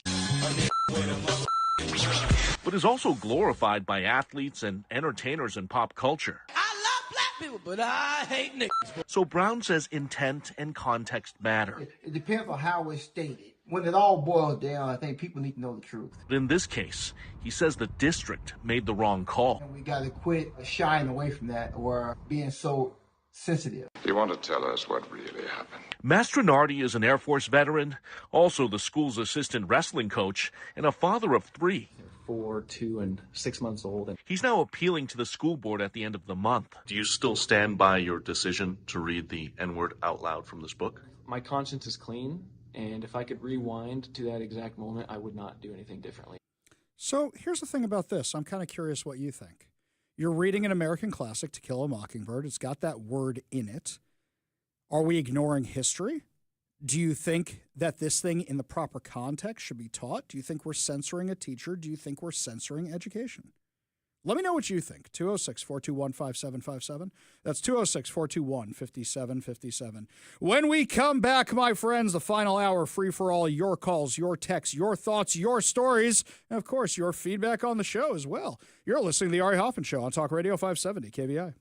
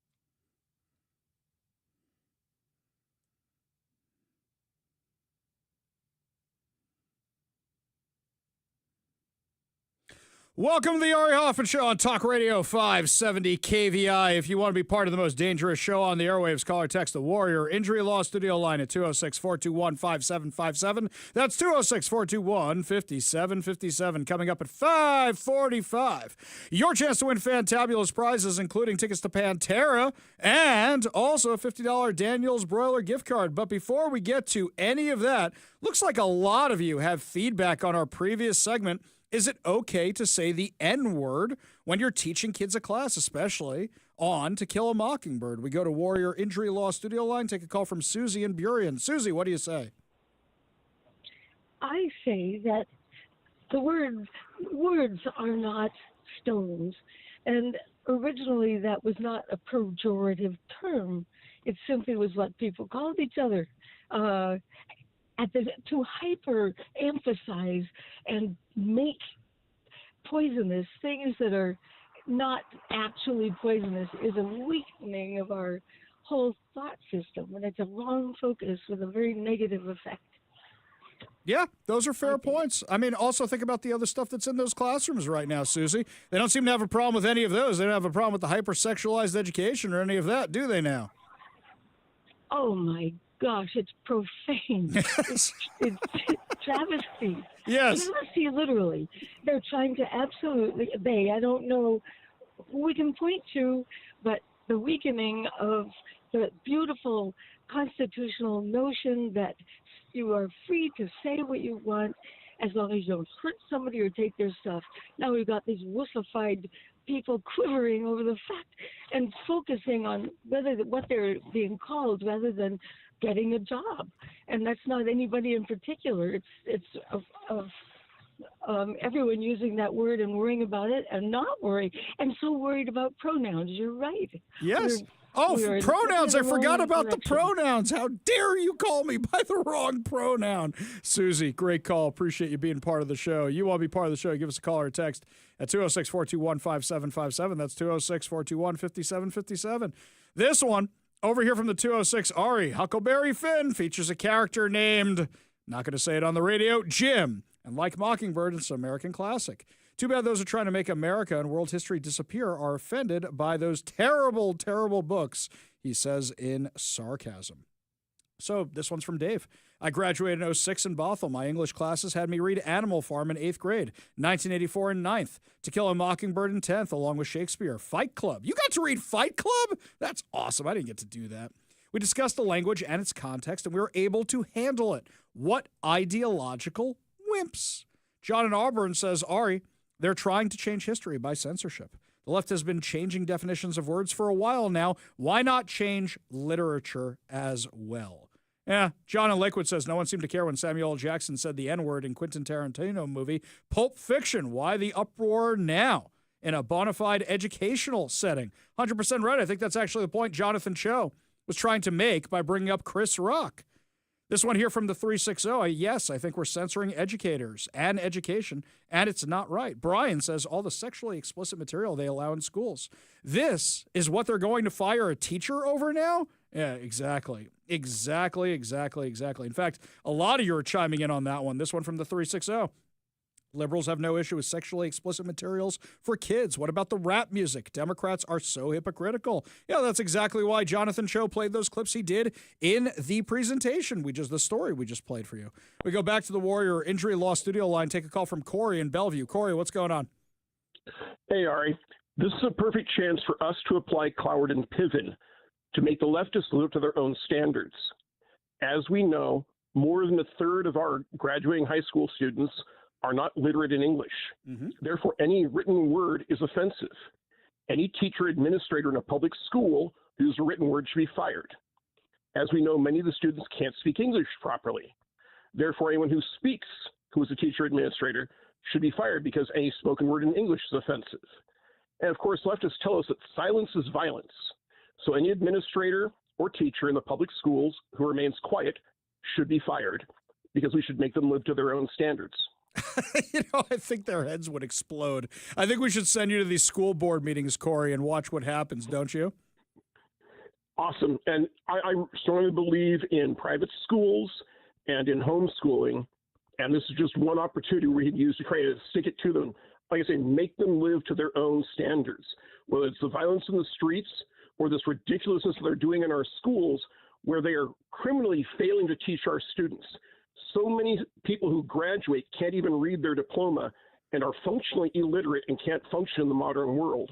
Yeah, we have. This is just another example of the insanity in our public schools. We have 2/3 of kids in Washington State are not on the correct reading level and are not doing math at grade level. And this is the stuff they're worried about instead. Corey, great call, great perspective. Appreciate you being part of the show. You want to be part of the show? Give us a call, 206-421-5757. That's 206-421-5757. Hey, you know what's happening outside our window right now? I was going to save this for good news right now. That is the Queen Mary 2, the Queen Mary 2, which has not been to Seattle before. It is departing on its first time out of Seattle, so they are giving it a salute with the water cannons from the fireboat as it goes. Oh, the fun things you see outside our window during a show. Switching gears for a minute here, I completely forgot earlier when we were talking about how the Seattle Times editorial board was going after Jim Walsh and the Republicans for their new initiative to make sure there's voter ID. The initiative doesn't have in-person voting. The initiative just has voter ID. So Jim Walsh writes, the Seattle Times makes fools of themselves. They're sloppy, and mistaken editorial contains false statements. If the dullards had actually read IL 26-126, they'd realize it does not require in-person voting on Election Day. Admit your mistake, Seattle Times opinion, and apologize now. Because they said it was in-person voting. The whole headline was about in-person voting. When, in fact, all this thing has to do with is providing voter ID. And so many of you on the text line said the problem isn't so much the mail-in voting. The problem is the motor voter law. The problem is anybody can register to vote in the state. That's the bigger issue. So what did the Seattle Times write? The regional initiative IL 26126 would, among other things, require in-person voting on Election Day and require voters to produce either a passport, birth certificate, or official immigration papers to register to vote. That is fake news. That is incorrect. And the Seattle Times ran with it anyway. Is anybody surprised? Of course not. Thank you to Jim Walsh for pointing that out. I almost completely forgot about it.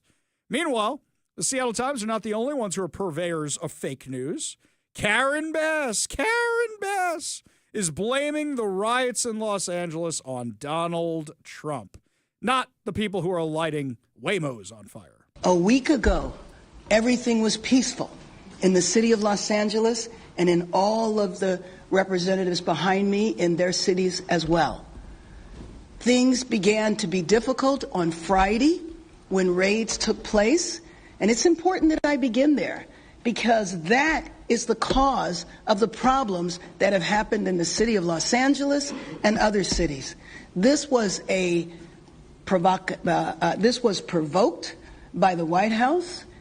The reason why, we don't know. No, that's not true. These raids have been going on since January. Why now? Do you know why now? For the same reason that we're going to switch the Miseducation of America intro from Green Day to Alice Cooper next week. Why? Because the kids are out of school. School's out for summer. And now, a whole bunch of those kids are now available to go riot in the streets. So now that the college kids aren't in college anymore, you can send them out to riot. I love how it was, well, there's no protests. Then it was, there are protests and Donald Trump's to blame for it. Here's what the LAPD chief said, because these aren't peaceful protesters. They have weapons of all kinds. We arrested a number of people last night for curfew violations. I think 14, and 3 out of the 14 were armed with weapons, handguns. And so when you look at that, what appears to be one thing is something very different. We've seen in those backpacks that they'll have hammers, they'll break up curbstones and concrete bollards, break up into smaller pieces, which they'll then throw at police. They put them in backpacks and walk around like that. I've seen somebody today walking around with golf balls in a backpack. So all sorts of weapons, all very potentially dangerous. We've seen commercial-grade fireworks being fired at our people with shrapnel being put in, from what I'm told, into some of these packages. Again, that is pretty scary stuff when you look at it. Liquid being thrown on our officers, the attitude of our officers and the professionalism and restraint that they've shown is remarkable. They've done a tremendous job out there, and I'm very proud of them. But they're peaceful, right? Sounds very peaceful to me. Sounds super peaceful to me. Meanwhile, this is all organized. Some guy was dropping off bionic face shields to shield from gas. Those things are a fortune. Somebody had to pay for those. You think some kid who's in his mom's basement, who's working as a barista at Starbucks or something else, is able to afford those kind of things? Well, the FBI arrested the guy. Hear what they had to say. Today we executed a search warrant on the individual who was seen earlier this week distributing face shields to suspected rioters down in Los Angeles. We have made it a huge priority to try to identify, locate, and arrest those who are involved in organizing, supporting, funding, or facilitating these riots that they're going on. It appears they're well orchestrated and coordinated and well funded, so we want to understand who these people are and where this organization is coming from. And today was one of those first arrests, the key arrests that we did. Yes, these are well orchestrated and well funded. And we know organizations like Planned Parenthood are sponsoring the one here in Seattle next weekend, which means the government gives money to Planned Parenthood. Planned Parenthood is using the money for these riots. They're not the only ones. There's tons of organizations, including organizations who are linked to the Chinese Communist Party.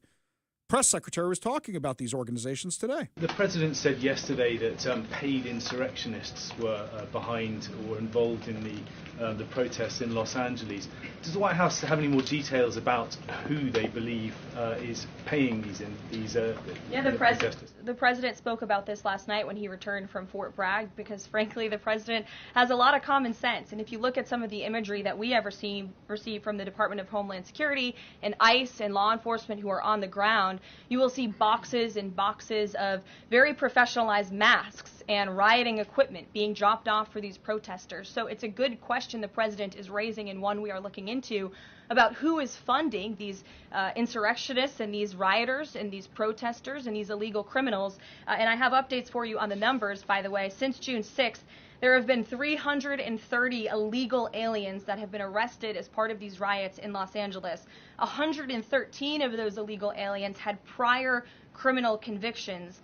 And overall, and this includes arrests of American citizens, there's been 157 people arrested for assault and obstruction-related charges, including the attempted murder of a police officer with a Molotov cocktail. So who is funding these illegal aliens who are coming in with this very professional riot gear? It's a question everyone in this room who cares about truth should be asking. And we encourage your help in trying to get to the bottom of that. Exactly, because somebody's distributing American flags all of a sudden, because they saw that everybody says, wait a minute, you want to stay in this country, but you're burning the American flags, and yet you're waving around the Mexico flag?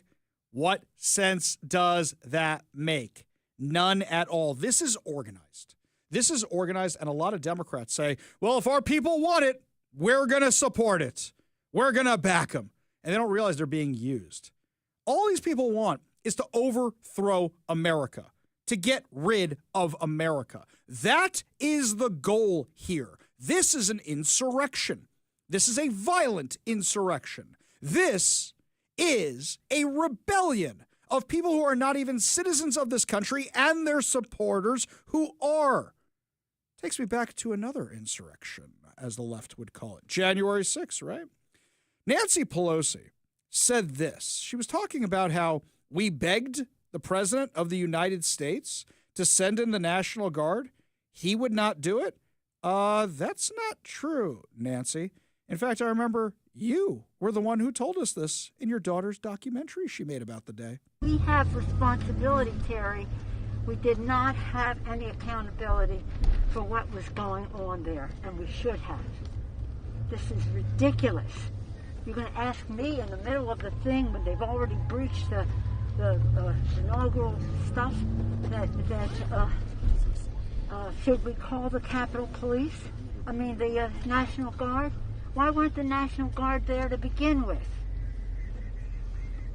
They thought that they had sufficient resources. There's not a question of how they had, but they don't know.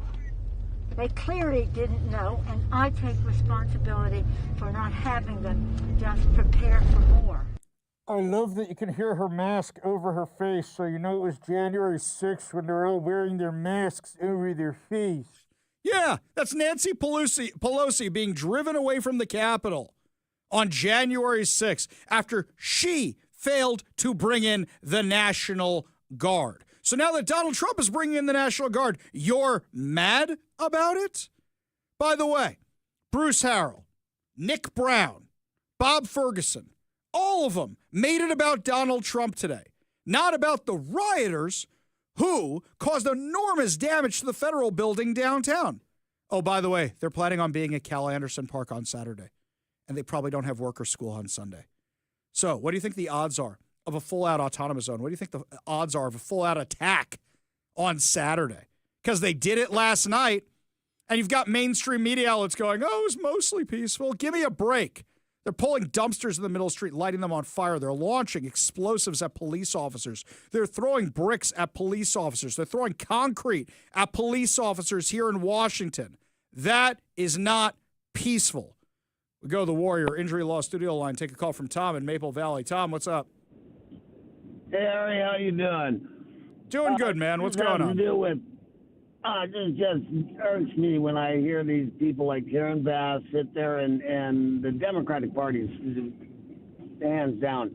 But last week or earlier this week when she was up there pushing all the people saying, yeah, you go out there and exercise your constitutional right to free speech, and as long as you do it peacefully, with the way that she said that speech, that Donald Trump should be able to sue her for plagiarism for his January 6th speech, or she ought to be impeached for the same exact words that Donald Trump spoke on January 6th. Well, I think should be impeached for letting Malibu burn down before we even get to the nitty-gritty of this, for being in Ghana while she let Malibu burn to the ground. But I hear where you're coming from, Tom. Good call. Appreciate you being part of the show. You want to be part of the show, you give us a call or a text at 206-421-5757. That's 206-421-5757. John in Lakewood says on the text line, non-for-profit laws should be revamped or abolished for government and institutional abuse. I mean, think about this one. We've got the Palestine Chronicle right here in Washington State, a 501c3, whose journalist, and I'm using air quotes for those of you watching the live stream, whose journalist was holding hostages in Gaza. Yeah, their journalist was holding hostages in Gaza, and I still don't know about any federal investigation into those guys. We go to the Warrior Injury Law Studio line, take a call from Dimitri in Port Orchard. Dimitri, what's going on? Hey, I wanted to circle back to the public school issues that you were talking about earlier, and I wanted to share my own experiences about that. Okay, what's going on? I've noticed that a lot of public schools are not teaching cursive anymore, let alone in terms of the math area. They're also not even teaching students how to read the damn time. Well, let's be fair for a second. I'm not so worried about cursive. I'm worried they don't know what an A is, what a B is, what a C is, what a D is. So if they can't read and write, I don't think they're going to handle cursive. I'm more concerned about that. In fact, I sent my kids to private school. I'm not even sure they were ever taught cursive. But Dimitri, I hear where you're coming from. Kids aren't getting that classic education that, teaches them the basics anymore, let alone things like cursive. You want to be part of the show, you give us a call or a text at 206-421-5757. That's 206-421-5757. Lots more to discuss as the show continues. More of your calls, more of your texts during our final hour free-for-all. And also, looks like Israel just struck Iran. We'll have the latest details for you when we come back. But first, Todd Herman's Daily Thoughtcast, right now on The Ari Hoffman Show.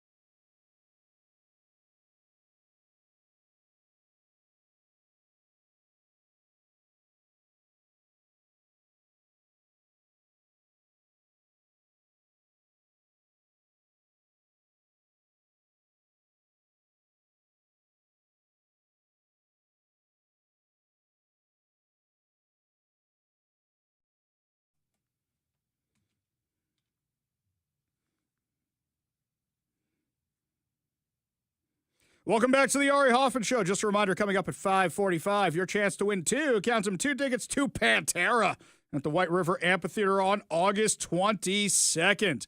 Yeah, another reason always keep your radio tuned to 570 KVI. Left on your dial, always right on the issues. You can also stream us at KVI.com, download the KVI app, and of course, subscribe on whatever your preferred podcast platform is.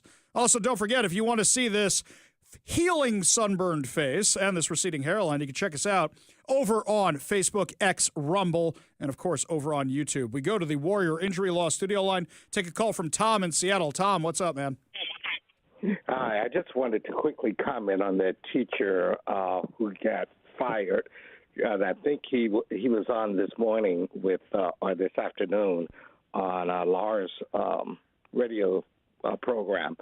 But what happened to the teacher who assigned the book in the first place, and to tell teenagers skip over a word? Where does the teacher think the first place those students going to go? Well, so, you remind me of something funny. When I went to a Jewish day school, so it's got Jewish classes and it's got secular classes, or general studies classes. And what's funny was anytime they tell us to skip over a part of the Torah, the Bible, we're always kind of wondering what's in those. And then we realized those were the sexy time parts or whatever else was going on, because the Bible is a graphic book. So, of course, those were the parts we always went to read immediately. So what did this teacher think was going to happen? That's it.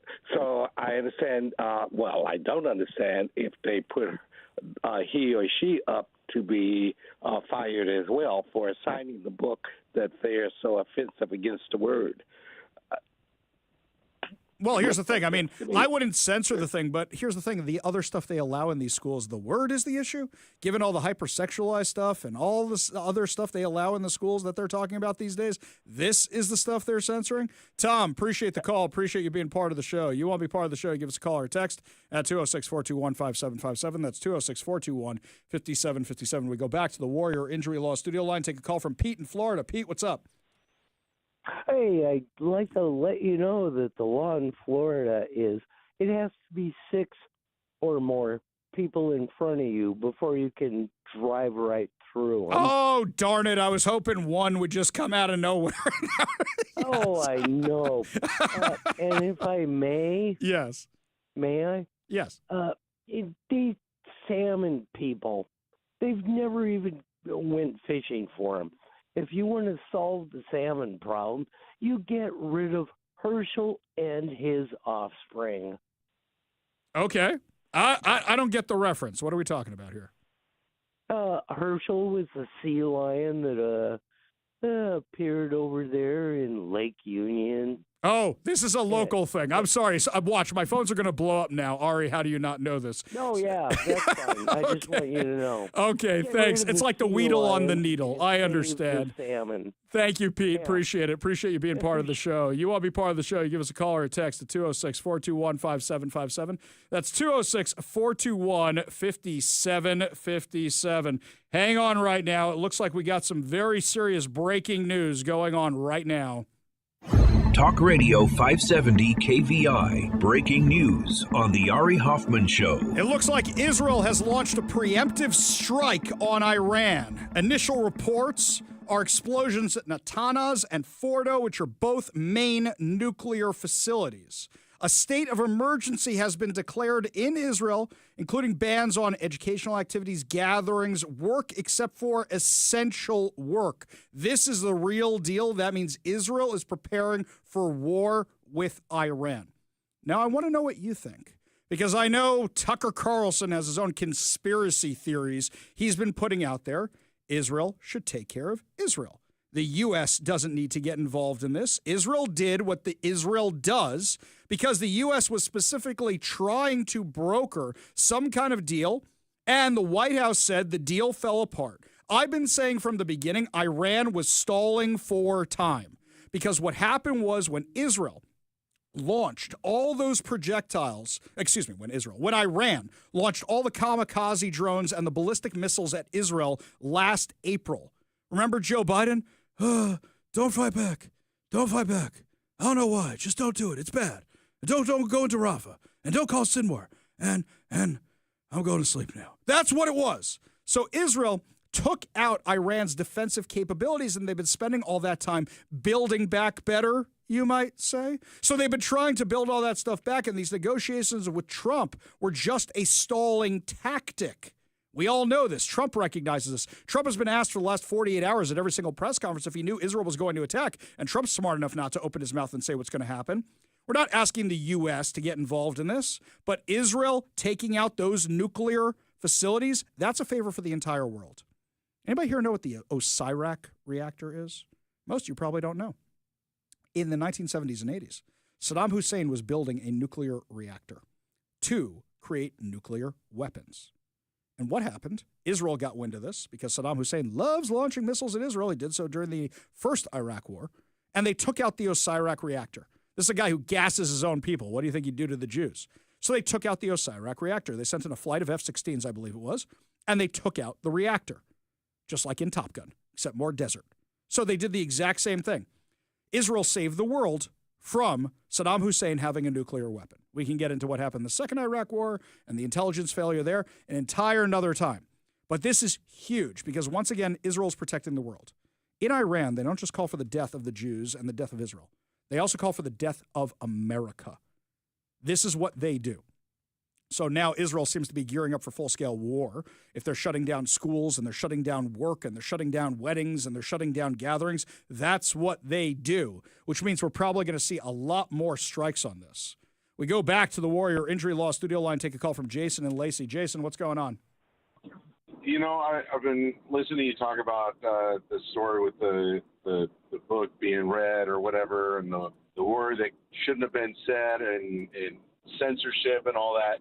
But I'm trying to understand when this 180 happened with the left, because it wasn't that long ago that they were shouting and screaming that the conservatives were trying to censor books out of the schools, and how dare they. And so when did they flip this around to where now they want to see censorship? Yeah, exactly. And the left, if they didn't have double standards, they'd have no standards at all. Jason, great call. Great point. Appreciate you being part of the show and laughing at my jokes. You want to be part of the show, you give us a call or a text at 206-421-5757. That's 206-421-5757. When we come back, Jim Walsh, chair of the Washington State GOP, will be joining us to talk about the Seattle Times fake news reporting. You're listening to the Ari Hoffman Show on Talk Radio 570 KVI.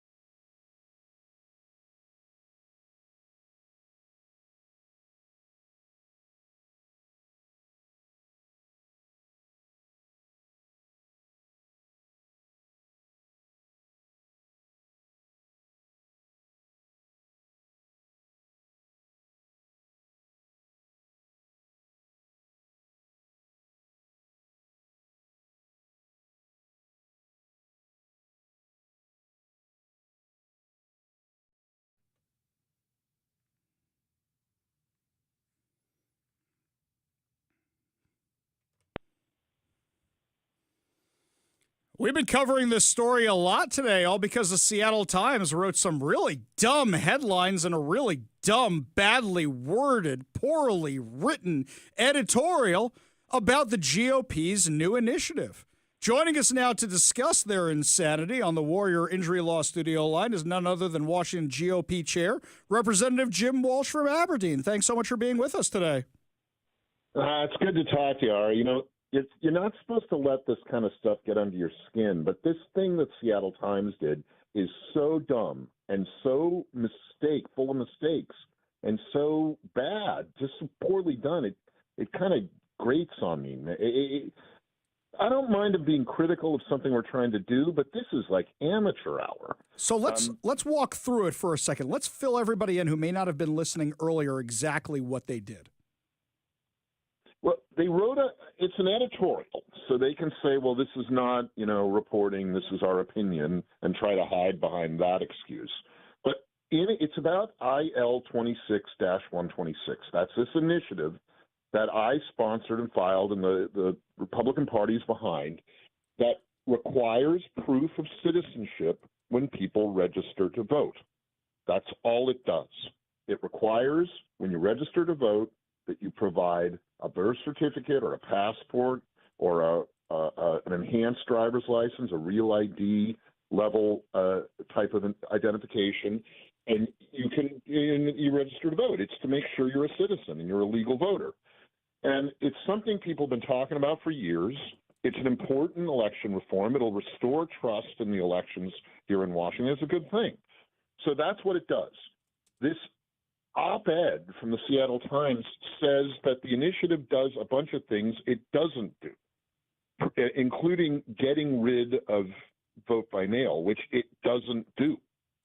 And they take some confusing conversations that I and other people have had about that issue and confuses it with what the initiative does. And it's really shoddy work on the Seattle Times part because it's fear-mongering. And, Ari, it is literally misinformation.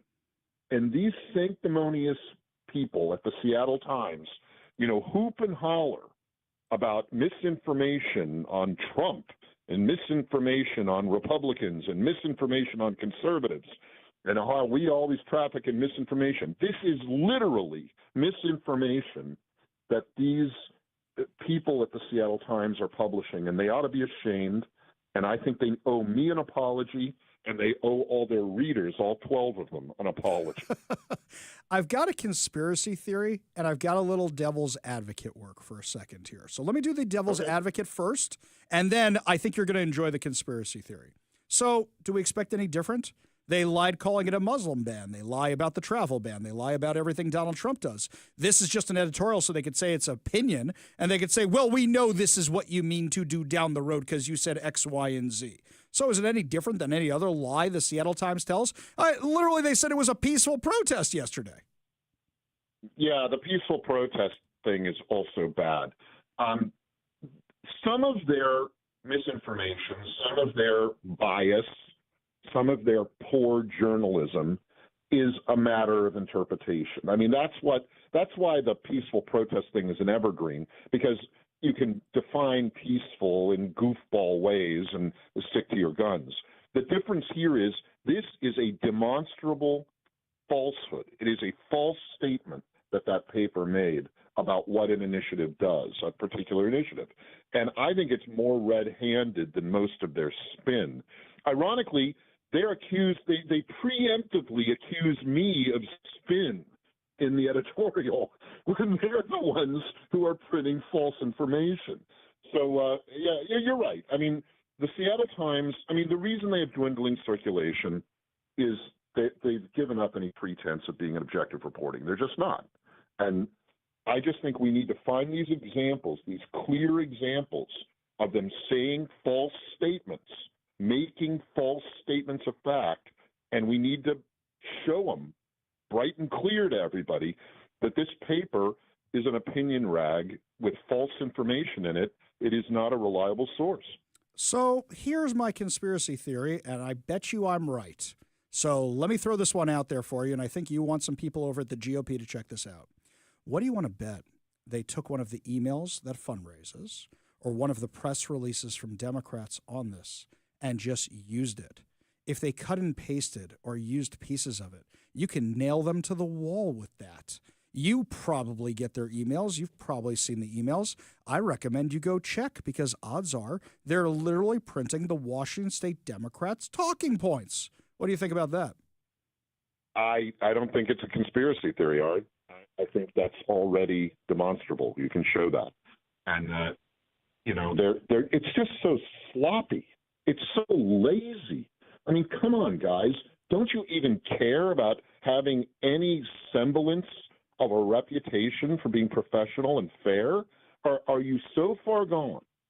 And are you marginalizing yourself so much that you're just going to reprint Democrat, emotional, hate-fueled, fake talking points to fire up a bunch of left-wing people because your base is dwindling and you need to keep some clicks going to keep your advertising up? Well, that sounds like exactly what they're doing. I mean, that describes it to a T. I don't think you have to use your imagination for that. And also, let's not forget, they get money from the government. And who's in control of the government right now? The Democrats. So, of course, they're going to be their mouthpiece. They always have. They always will be. And this is why their circulation's going down. Yeah, and they do things like the so-called climate lab, which is it's advertorials. It's not real journalism, and it's sponsored by a bunch of green energy groups and anti-fuel, anti-petroleum think tanks and NGOs, and it's another form of government money coming into the media there. But that kind of stuff, I think, has damaged their reputation too. They ought to not do these advertorial, sponsored content things. I think it hurts their brand. I agree. And also, let's not forget, they are so depleted over there because their subscribership is so down that they just print press releases. So now I wonder, let's just do a little theory for a second here. Take a Democrat press release, plug it into ChatGPT, and then see if this just came from their editorial board. You know what? When I go home tonight, I've got a little AI detector. Let me see if that's exactly what they did, because that would be really funny if it was. Funny, strange, not funny, ha-ha. It's actually kind of tragic, but we are working along the same lines, Ari. We're having the same thoughts, so we'll compare notes on how what the origins of this misinformation are. I absolutely love it. I love that you're chair of the GOP. We love having you on the show, and we love that you're fighting on behalf of all of us here in Washington. Representative Jim Walsh, chairman of the Washington State GOP, thank you so much for joining us today, and we got to figure out how to get back at these guys.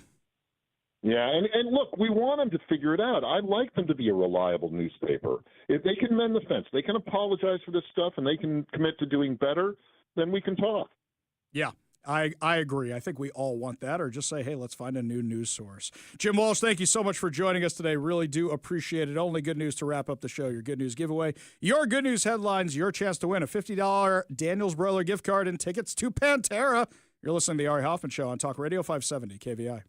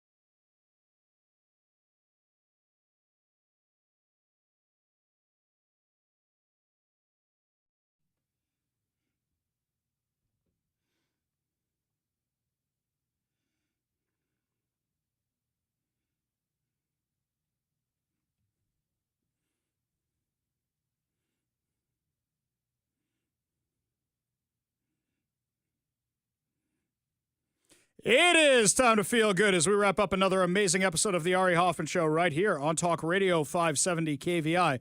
And before we get to our good news giveaway and before we get to our good news headlines, I guarantee you tomorrow we will have all the details of Israel attacking Iran. We will have all the details. I'm getting tons of texts from you guys and emails and all sorts of stuff. I see it. I see that it's happening. We'll have a full analysis for that tomorrow. Is the U.S. involved? Did Donald Trump sign off on this? We will answer all your questions. And just a reminder, if you want the answers to these questions before tomorrow's show, make sure you follow me on social media.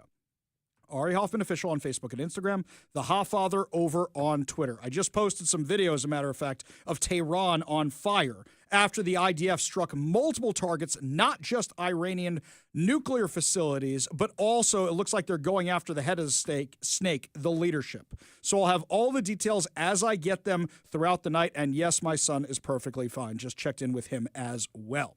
Switching to more good news, by the way. I don't think I've been this excited for a sequel in a very, very long time. It was announced this morning on social media. It's been 38 years since the original. And I am thrilled that Spaceballs, that's right, Spaceballs is finally getting the sequel we were promised. The Search for More Money, or The Schwartz Awakens, or whatever they end up calling it. I do not care. All I know is that there's going to be another Spaceballs. I really love these stupid movies. This stupid movie. I really, really do. Actually, there's some great reactions on social media. So, you know, John Candy's dead. And John Candy played Barf, who's supposed to be Chewie the Wookiee, right? And somebody posted a picture of Shane Gillis with his mustache, and they go, he has to play the John Candy role in Spaceballs 2. Now, apparently, Bill Pullman's coming back.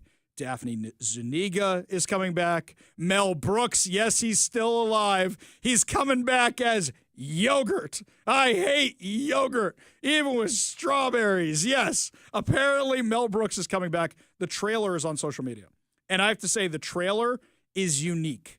I think it's great. I think it's unique. You should definitely check it out after the show is over today. I am very, very excited. Now, for those of you who say, oh, well, what about History of the World Part 2? I kind of liked History of the World Part 2. You're never going to catch the lightning in the bottle of the original. I think that one of the few movies that managed to do that was Top Gun. But here's the thing. I kind of like the History of the World Part 2. I thought it was okay. Yes, Mike's got a point of order. Can you clarify something for me and Mr. KVI, who is a guest in my booth as we wrap up here? Yes. It was History of the World Part 2 a movie or a show? It was a series of episodes on, what was it, Amazon or Hulu? Like Hulu or whatever. or something. It was one of those things. And here's the thing about it. It was that same kind of slapstick humor, which if you liked A Million Ways to Die in the West kind of thing, you're going to like, and you're going to find it funny. If you don't like that kind of humor, which is not how modern audiences are geared, modern audiences go, why is Airplane funny? Which is really, really sad, by the way. It's that kind of humor. So I found it funny, as in ha-ha funny, but not laugh out loud funny. So it was good. It was cute. It was enjoyable. I actually really like the Abraham Lincoln stuff. That was the best part about it. So recommend you check it out. Okay, excited about that. Before I forget, today we're giving away fantabulous prizes. Today we're giving away a $50 Daniel's Broiler gift card. Check out danielsbroiler.com to reserve a table, place your takeout, delivery order, and more. We're also giving away a copy of 7 Steps to a Successful Retirement by Madrona Financial. Visit madronafinancial.com for more information. Discover how you can create a rude wealth plan today. Last but certainly not least, we're giving away 2 tickets to Pantera at the White River Amphitheater on August 22nd. Get your tickets for Pantera and your tickets to summer at livenation.com/ticket-to-summer. All you have to do in order to win these fantabulous prizes is be caller number 10 at 206-421-5757. That's 206-421-5757. Caller number 10 wins a $50 Daniel's Broiler gift card, a copy of 7 Steps to a Successful Retirement by Brian Evans of Madrona Financial and CPAs, and 2 tickets to Pantera at the White River Amphitheater on August 22nd. Phone lines are open now. Give Mike a call for your chance to win at 206-421-5757. That's 206-421-5757. That's going to wrap it up for us today. Fear not, we'll be back tomorrow with more insane stories, more exciting guests, more updates on what's going on in Iran, and, of course, more giveaways. You're listening to The Ari Hoffman Show on Talk Radio 570 KVI.